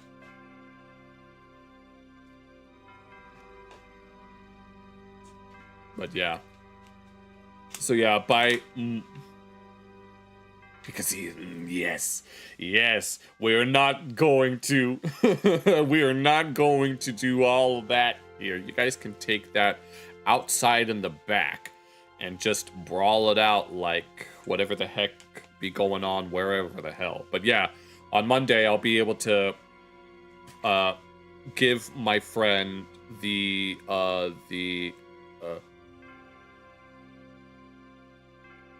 Is that so, Jackal? How strange.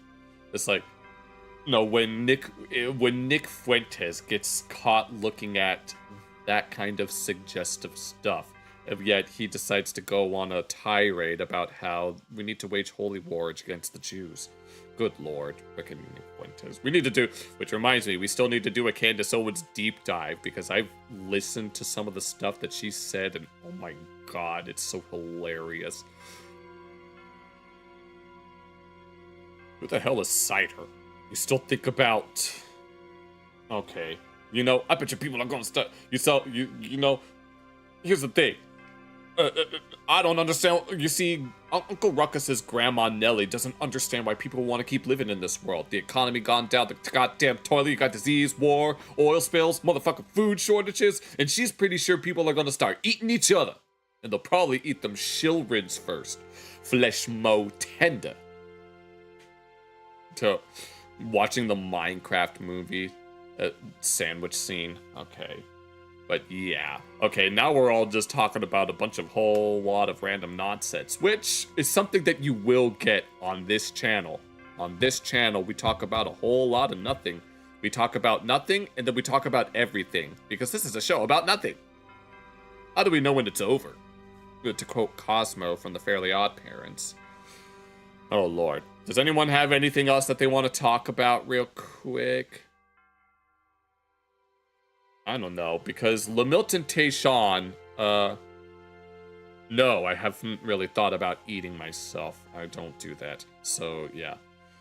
No, Lamilton Tayshawn, he doesn't listen to his grandmother, and he hurts people, and he smokes with cigarettes, because he doesn't care about his lungs. He thinks it's fun to smoke. He likes doing unhealthy things. Bite the dead skin around your... Oh my god, that reminds me of sometimes my skin would start peeling. The skin on my fingertips would peel sometimes, and I'm like, why does this happen? No, it was happening a few weeks ago, and I was like, really? Why is this happening now? And part of me thinks it's because I tried to cut back on eating certain things. And when I started eating them again, suddenly my fingertips started to restore themselves. It was either that or this bottle of working hands, but maybe it's a combination of the two. But I don't know. Want to eat the meat? Oh my god. Yeah, Jackal is not a... Yeah, puncture wounds would not be sanitary. Oh, that's right. Yeah, you said that you do that kind of stuff. But yeah. Oh lord, what is this conversation turning into?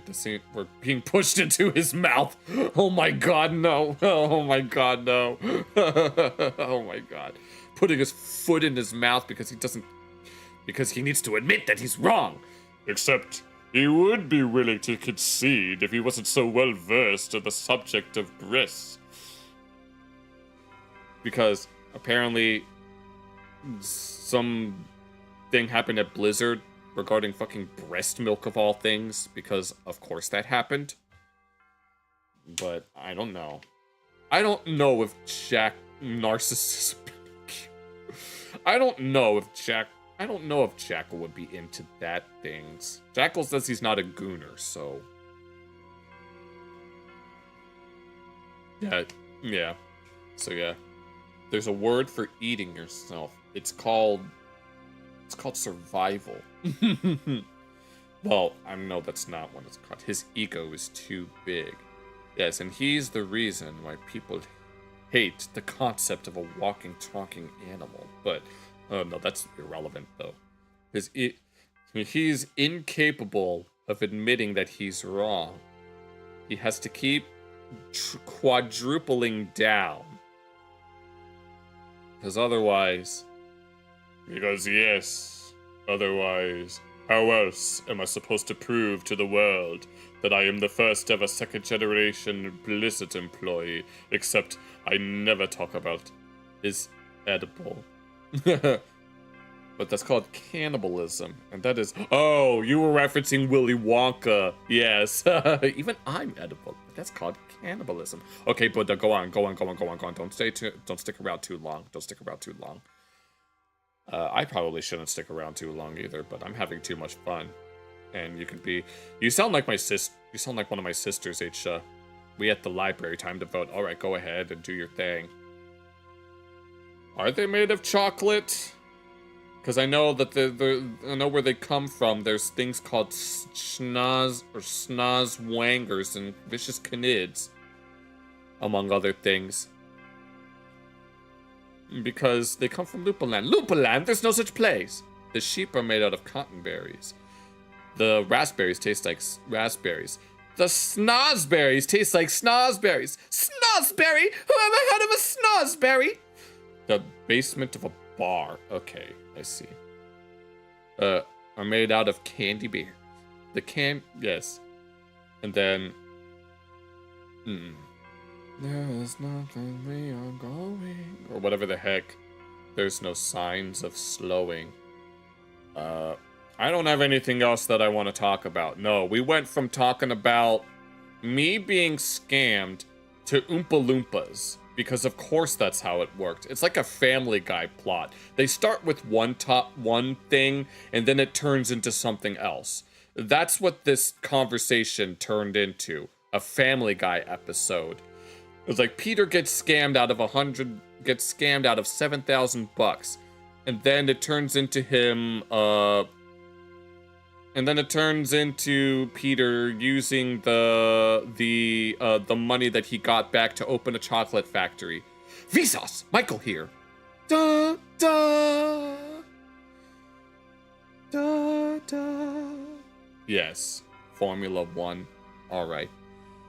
Why did that remind me of Eurobeat for a moment? Formula 1.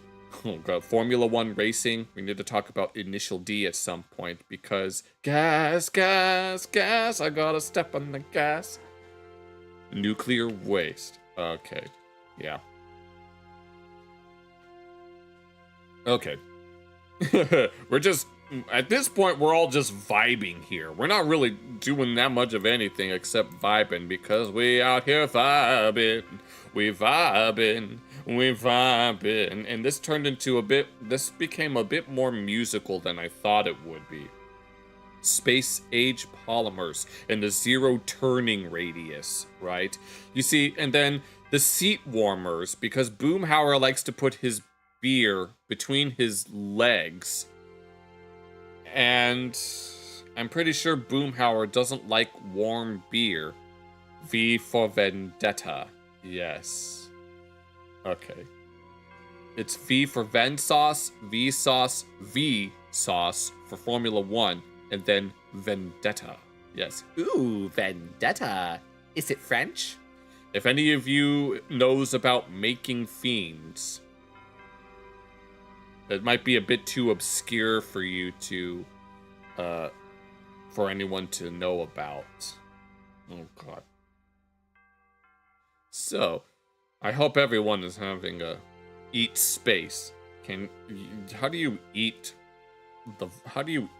void is my question. I don't understand what's going on. I'm like Towley when he gets high. I don't understand what's going on. Space tastes like raspberries. I think you might be thinking of that one nebula where, like scientists able to, where scientists were able to like distantly analyze this one nebula. I don't remember what the name of that nebula was, but based on like some technique that they used, I don't know what the technique was, they were able to determine that if you took a sample of the gas from that nebula, it will smell like raspberries and rum. Polyurethane. According to Sandy Cheeks, polyurethane is what her dome is made out of, and it's a fancy name for plaster. You will never wear polyester or become a polyester wolf. Gerald from Hey Arnold can't wear polyester because polyester makes him sweat. I do not know if my shirt that I'm wearing right now, I'm wearing one of my work shirts. I do not know if it is, I do not know what my shirt is made from, so I wouldn't know. Monoxian? I don't know what that means, but okay. That's it. Yeah. So we're talking about polygons now. We're gonna shift this over to polygons and polyhedrons and polyrhythmic synth jazz in a 9/8 time signature. Is that what we're gonna go with?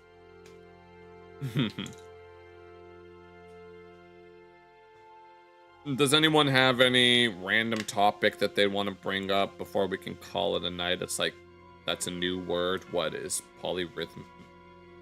Chat is going off the rails and it needs to end. Okay. All right. If anyone has any last minute thing that they need to talk about, speak now or forever hold your peace, because it's like 5:35 where I am and I kind of do want to get to bed. But I will be back tomorrow because I decided on the new schedule. Would you like me to send my code instead, or do you think it would be best to wait until we're the last ones left? Okay, but no, we're not going to talk about 4. God dang it. Okay, y'all. We need to buy Aisha, but yeah. Who else is? Okay. Yeah. And no, we not talk about that. No. 5:36. Yeah. Oh, so we got like 3 people in the East Coast, huh? You see, in the Pacific Coast, it would be 6:04, but it's 9:04 on the East Coast. So Timmy Turner needs to go to bed. All right. Yeah, I gotta get to bed soon. So thank you all so much for watching. Once everyone is you shouldn't have stayed up so late. Yeah, same here, but it's all good. It's all good. I'm glad that you stayed up this late because it means I have someone to talk to. It means as long as we're having chat interactions, it's one of the best ways to grow a channel from what I can tell. But yeah, I gotta get to bed and I gotta talk to Wolfie Kami about famous purple stuffed worm and I don't know what that is. Vor and Vor based accessories. Oh, good lord. Okay, Harakiri. Okay. Alright, that's it. I will be back tomorrow night around the same time, and we may or may not just spend the time watching When the Wind Blows. I guess we'll have to wait and see. Alright, once everyone is left, we can talk Wolfie. So, thank you all so much. I will see you tomorrow if you're able to join.